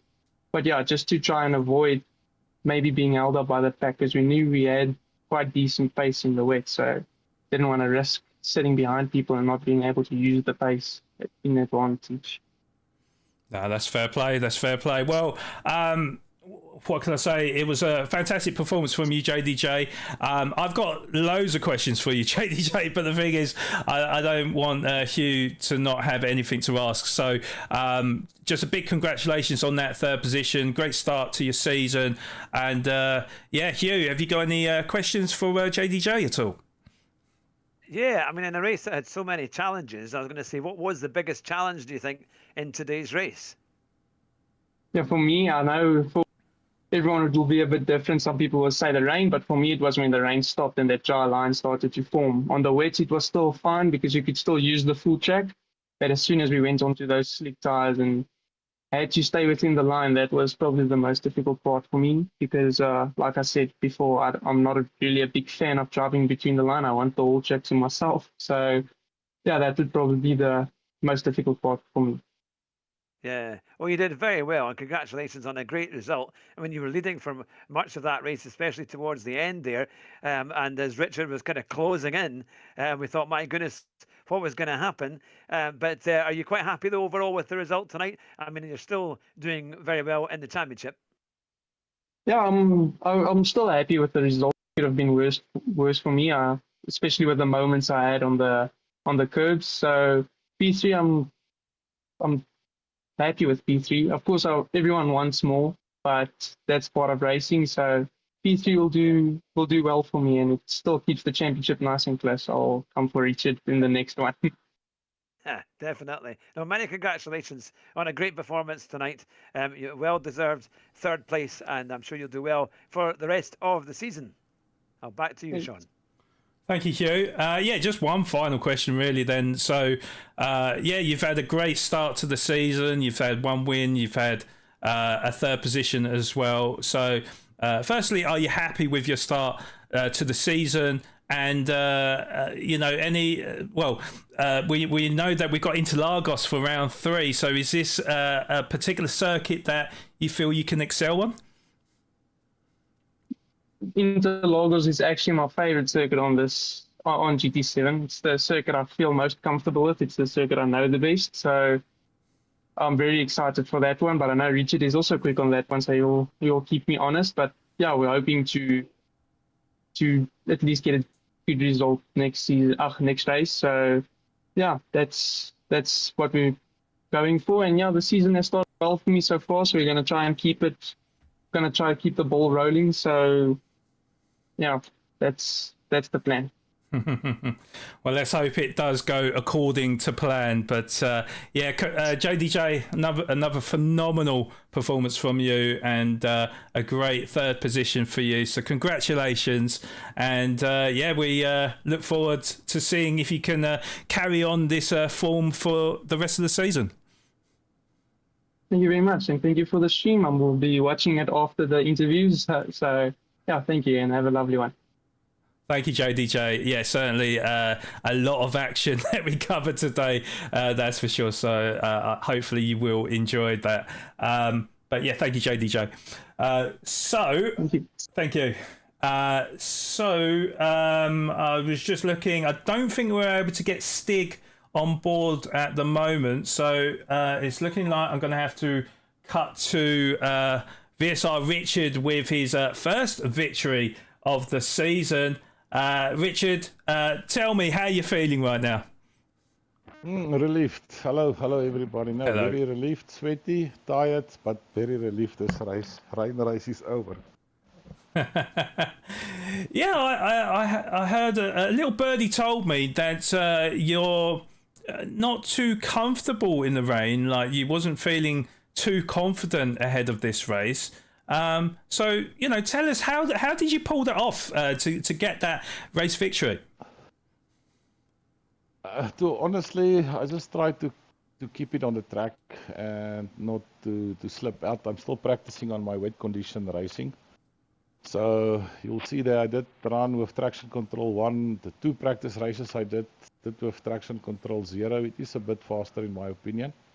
But it's so risky with that extra pace that you can gain without running no traction, it's very easy also to make a small mistake on the throttle and then lose control of the car and it's game over. So now I opt to go on traction 1 just to keep it safe. JD had insane pace on the wets. I knew he was very fast on the wets. Even in the practice, he pulled out about a second on me, half a second to a second. So I'm glad I came out of the pits just behind him, because I did put in some extra fuel there because I didn't want to sit in front of him in the rain and spoil his pace. I would rather stick behind him and, somewhere while we're racing, also learn in what he's doing, checking the lines that he's taking. But it worked out. It worked out at the end. Unfortunate for JD, he made that mistake when the wet conditions turned to dry conditions. So I had to go for the move there. I think it was a good move and it was clean. And then, well done to JD to his 3rd place. And also African Stick had a phenomenal race, very fast, especially in these difficult conditions. So well done to Stick as well. It's very unfortunate he cannot join the chat. Yeah, no, it is a little bit unfortunate, but the race itself, I mean, it literally could have gone either way. Really, just a question to throw at you, Richard, is same with JDJ, I guess, was so I know that you would have been on the team radio, so were you talking amongst each other on kind of like, okay, the conditions have changed a little bit from practice, so was you kind of like did you both decide on a kind of like a similar strategy, or did you kind of go for your own one? No, definitely we had a party chat open. So after qualifying first, like JD explained exactly, we did not know when the rain is going to come. We knew can be anything between lap 7, 8 and 9, and we wanted to push to lap 9. So it was difficult in front trying to save fuel, but also maintain decent pace. We were constantly lap after lap comparing fuel, because we know you have to have about 5% per lap. And then when we went in, when we saw the rain on the radar, we went in, also discussed it over the party chat and said, let's go in. And then I said to JD that he must tell me how much fuel he's going to put in. I'm going to put in slightly more, because he was just behind me for the first stint, because I know he's got very good pace in the wet, so he can come out in front of me. I don't want to hold him back, and it worked out perfectly. But yeah, Stick almost ruined all our plans there. He was very fast in the dry and very fast in the wet, and he opted for the medium tires, which I think now is I think that was the best option, to be honest. My tires fell off towards the end. I know JD tires fell off towards the end. I'll check it on the replay. I think if it weren't for the 1 or 2 battles that JD had when I passed him eventually with Stick, I think Stick had this one in the back. But yeah, that's racing. Anything can happen on the day. Waiting for the right opportunity pays off. Yeah, certainly. Well, I mean, what I will say to that, Richard, is a circuit like Suzuka, particularly when you've got your dry and your wet lines and it being so slippery on the outside of the circuit, is he may have looked stronger in the latter part of the race, but trying to get the pass of a car in front is no easy feat. So, and certainly that was something that I felt that you did really well. And then, of course, there was battling behind and you was able to pull away. So an absolute unbelievable job from you, Richard, and congratulations on the race victory. I'm going to pass you over to Hugh. Hugh, have you got any questions to our race winner? Maybe yes, just congratulations. Before you ask, I think JD that let me pass. Oh, okay. Sorry. He wants to score some. He wants to score some brownie points. I think he wants to become my son-in-law or something. Oh, congratulations, Richard! A wonderful victory there. You clung on at the end. It was pretty close. What was the biggest challenge tonight for you in the race? Because I mean, it was difficult with wet weather and dry weather, but you managed to come out on top. What was the secret to your victory today? I think the most challenging stage in the race was the full wets. I'm not comfortable, 100% comfortable in the wets. Like I said, I'm still practicing it. Opposed to JD's dry line, I feel much more comfortable on the dry line. I had good pace there. As soon as the track dried out, I managed to close the gap. I think JD pulled the gap about 7 seconds ahead and managed to close it down. And then, yeah, unfortunately made a slip and I went for it. But I think that was the biggest challenge period or stage, want to call it, in the race for me was the total wet conditions. Yeah. Oh, I have to say, you did very, very well. It's great that you've got your team radio in there. It just shows how seriously you guys take the racing. I was going to say, who do you think is the biggest kind of threat to you in the championship now? Because we saw a great performance there by African Stig. But do you think there's any other driver as well that could, pull a few surprises and really push for the top positions? Yeah, for no particular order. The 4 drivers, I would say, if I have to pick 4 drivers of Pool 1 that the championship can go to, it's myself, JDJ, Nutcap, Stick, so some very good pace tonight. So I think if he can build on what he achieved tonight, he will be a difficult contender, and Jensen as well. Jensen's also very fast. I know he had some 2 or 3 misfortunes in some of the races, but he's got incredible pace. So yeah, I would say basically that's the top 5, and then not to forget about Wolfie. Oh, now I need to name everybody. Mike Merlin is very fast. Kennels is there. So I think anything can happen on the day. Really, the qualifying times was also very close. Apart from the last lap, I snuck in just before the timer ran out. Had a good lap there, but apart from that, I was very close to JD and Steek and Jensen and Wolfie and Fiss and all those guys. So yeah, I think anybody can take it on the day. Yeah. Oh, fantastic. Well done on a brilliant victory. I think the last time we spoke, you had won a race. So well done again for getting another one. It's a great start to your season there for round 2. But no, it was an epic race to watch, and it was great to see the battles. But you came out on top. So many congratulations, Richard. A well-deserved victory. Yeah, thank you so much. Appreciate it, guys. Thank you for the commentating. Like always, excellent job. Well done. Yeah, Richard, I just wanted to ask one question, actually. Now it springs to mind. So you spoke about the African Stig. Maybe you was surprised to see him so far up the grid and really put you under immense pressure. We understand that he doesn't race for a team. So have you been talking to your bosses about, maybe trying to sign him up? I don't know. It's a difficult question that you ask me live here. I don't know. We'll have a discussion with the team and see what everybody is saying. It will be good for the Oak if he can be part of a team, definitely. So yeah, we'll see what happens. Well answered there. I had to throw that out there, but yeah, Richard, listen. You've got you've got your season back on track. I mean, second last race is still a brilliant position to finish in, but you've got your first win under the belt now, and are you now feeling confident for the season ahead of you now? Yeah, I'm feeling confident. I don't know all the tracks. I still need to have a look at it. I actually only realized now next week is Interlagos, and rightfully said. Like JD mentioned, he's quick on Interlagos. He's very quick on Interlagos. So yeah, I think JD is going to enjoy next week a little bit more than me.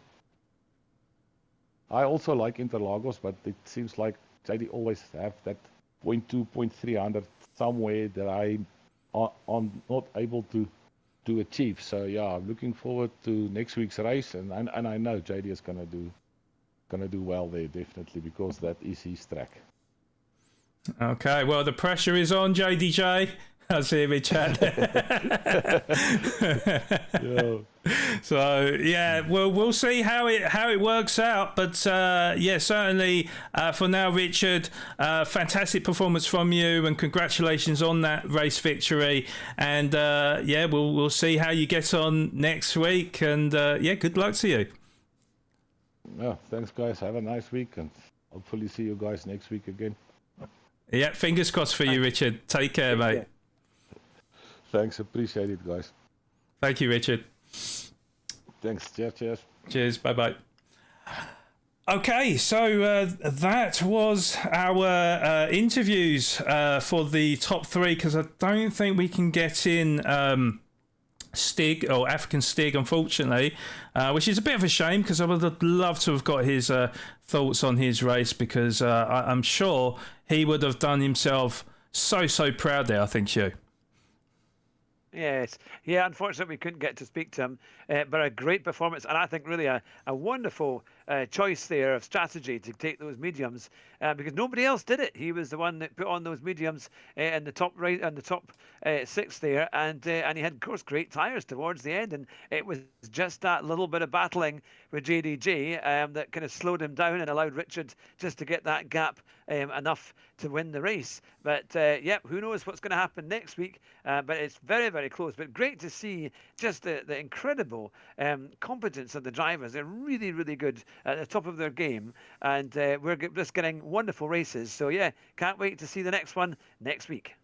Yes, indeed. Okay, well, we have mentioned what's coming up next week, but a quick recap to what's to follow for round 3 of this season. So we do fly over to South America, home to the Brazilian Grand Prix in F1, Sao Paulo, for the visit of Interlagos. Track length is 4.3 kilometers, featuring 15 turns in an anti-clockwise direction. This is a fast-flowing but technical circuit that produces the best of racing, with some big braking zone and cambered sweeping bends as well. Hugh, I know Interlagos is definitely, I'd say, in my top 3 circuits. Do you like this place? Absolutely. There's only one quotation that I can use for Interlagos. It is that Glock? It is Glock. And Hamilton goes through. That's always the one that comes to mind when I think of Interlagos. What an incredible circuit. It can be very dodgy with the weather, but it's tight and it's fast. Lots of great corners, lots of great places to overtake. No, it's a brilliant circuit. I can see why so many of the drivers just love it. It's going to be a great race, I'm sure, and it'll be interesting to see how they get on with their GT3 cars, or some of the cars that they'll be choosing for the race next week. Will they be as successful as tonight? Will there be big differences in the cars, or will they all choose a car that does rather well? And we'll have to see how it all works out. But yeah, you can't beat Interlagos, and yeah, but always great. It's a very charismatic race to watch, and always you get that Brazilian crowd cheering, and I'm sure we'll have great charisma as we do the commentary later on next week with you and another commentator. But yeah, can't wait to see the race next week, Sean. Yeah, indeed, and it's going to be interesting to see what cars that they pick as well, because it seems like the Porsche 911, the new 2022 version, seems to be a fans and drivers' favourite, I think, in this championship so far. So we'll see what cars that they pick the next week for round 3 at Interlagos. But yeah, before we wrap this stream up, it is important to shout out our sponsors for the last time. So SMA is brought to you by simulatorcave.com, Postnet Midstream. Oh, okay. Carry on. Postnet Midstream. Jetor Falaboa, DC Designs, Right Recruitment, Waggy and Sons, and finally Slayer. Now, please do subscribe to our socials at Sim Motorsport Association on all our platforms, whether it's Facebook, Instagram, Discord, TikTok, and of course this very channel on YouTube. Hopefully you've all smashed that like button, and if you are new to the channel and you're still in chat, please do hit that subscribe button, clicking the bell notification so you don't miss any of our content. So it spreads the YouTube algorithm. Across the platform. We fully appreciate you. And if you'd like to get involved in future championships as a driver in 2026, please contact Robin Williams, our SMA and MSA GT7 promoter, for further details. The email links will be in the description below and on our YouTube homepage. And also, as well as mentioned earlier, we have got the Africa Cup Festival due to start in the next few weeks, with more details to follow very soon.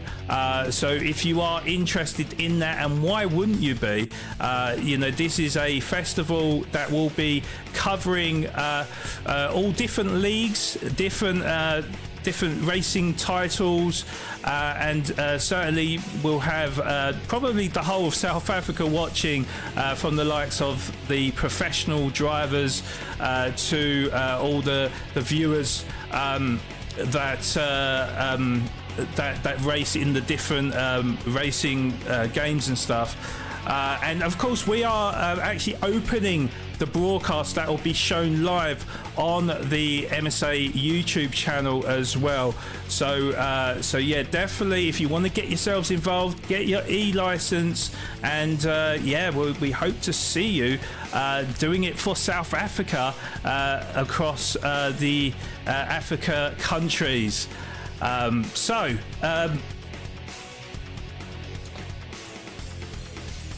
SMA is in association with Motorsport South Africa, the only organisation licensed and fully backed by the FIA of all competitive motorsport inside of South Africa.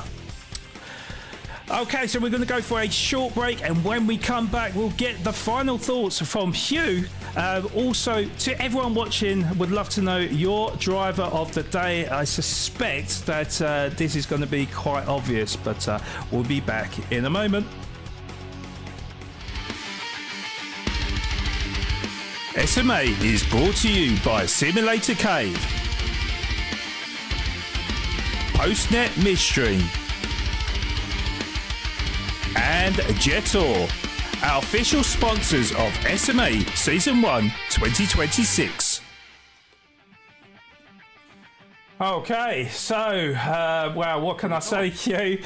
That was such a phenomenal race. I didn't think it was ever possible to improve upon the races that we see on a weekly basis, but I think that this race is right up there as one of the most action-packed and exciting races. Q, what are your thoughts on what are your final thoughts, should I say, of what we've witnessed today? Oh, an absolutely brilliant race. Some fantastic moves. I mean, the move between African Stig and JDJ around the outside, as they went around the hairpin, that was a brilliant move. But we saw great moves right the way through the field as well, and really kind of daring moves, but they were clean. It was pretty good, I have to say, right the way throughout. It was enthralling to watch these drivers on very tricky conditions in very powerful cars, making the most of it. And they managed to do it with strategy. They managed to do it with just really good car control and a determination to get past and to win.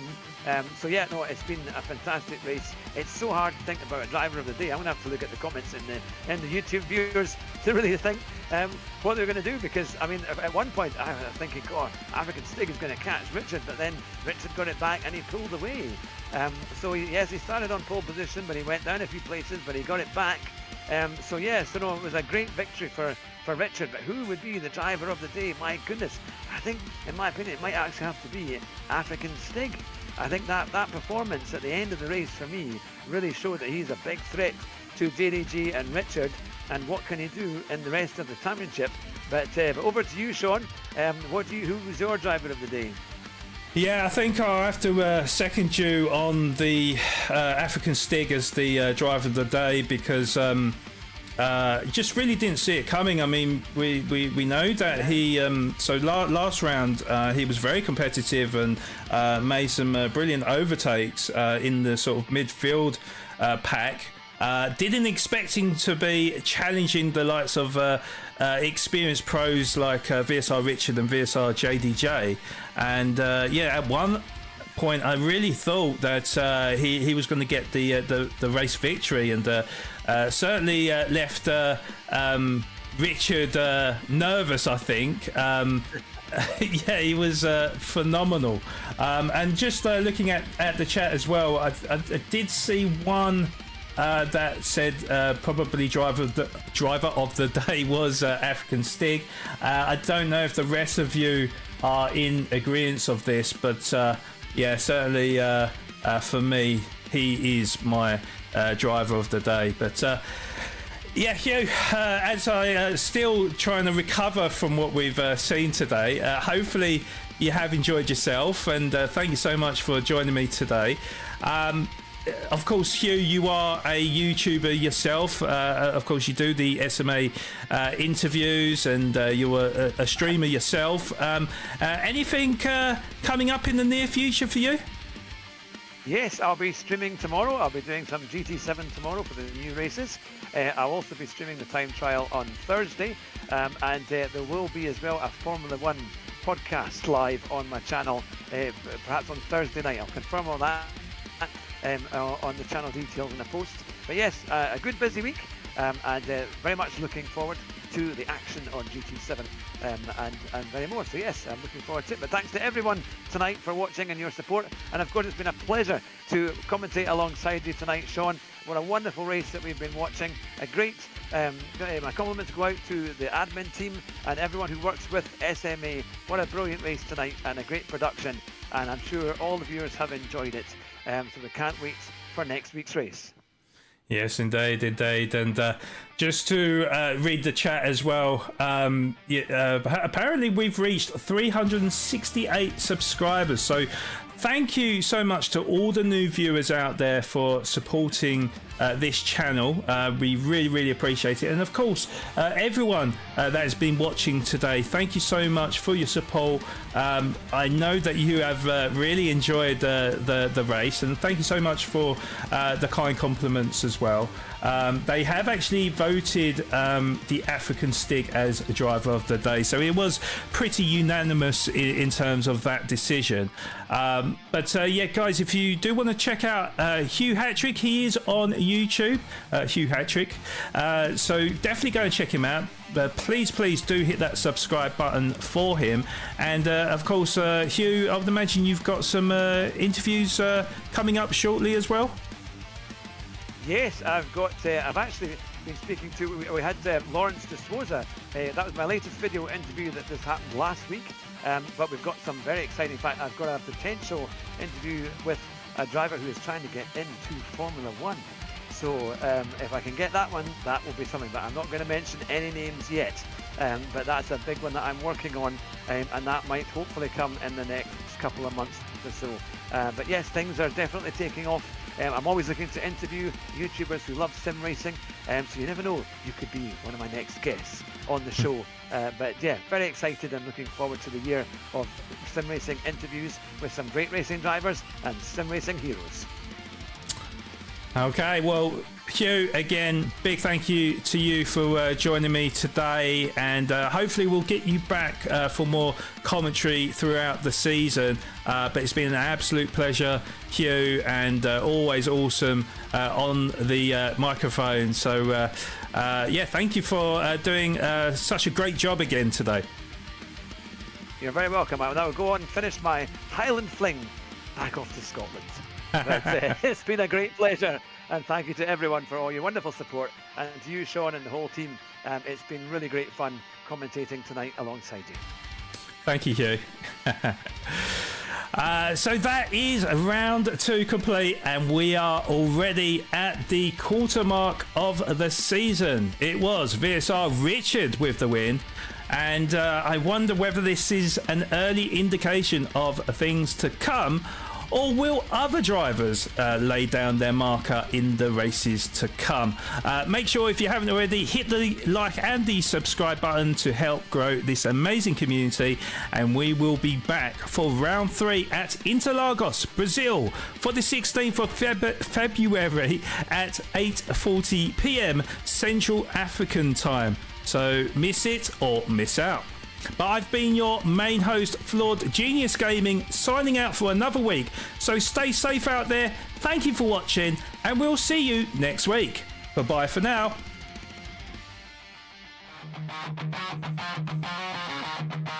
Engines live, lights out. This is SMA.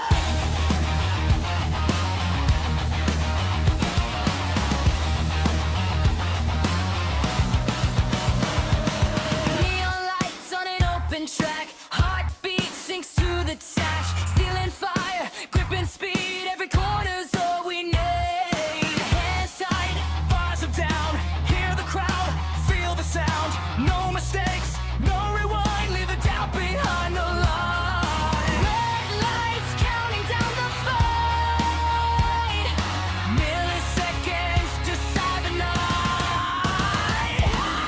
Full throttle, no retreat.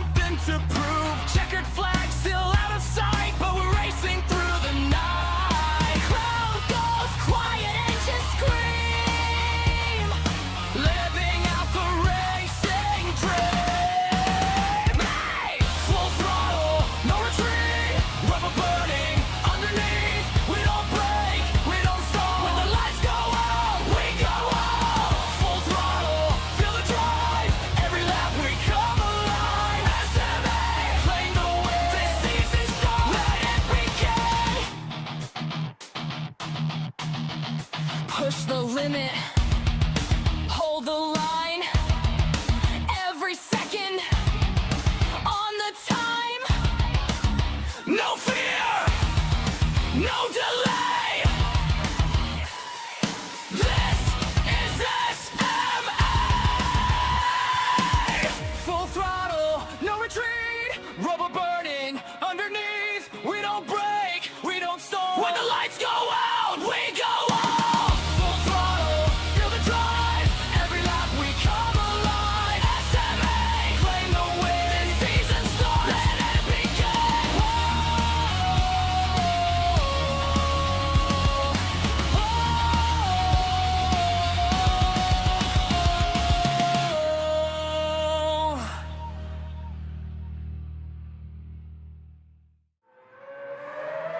Next week, round 3, Interlagos, Brazil.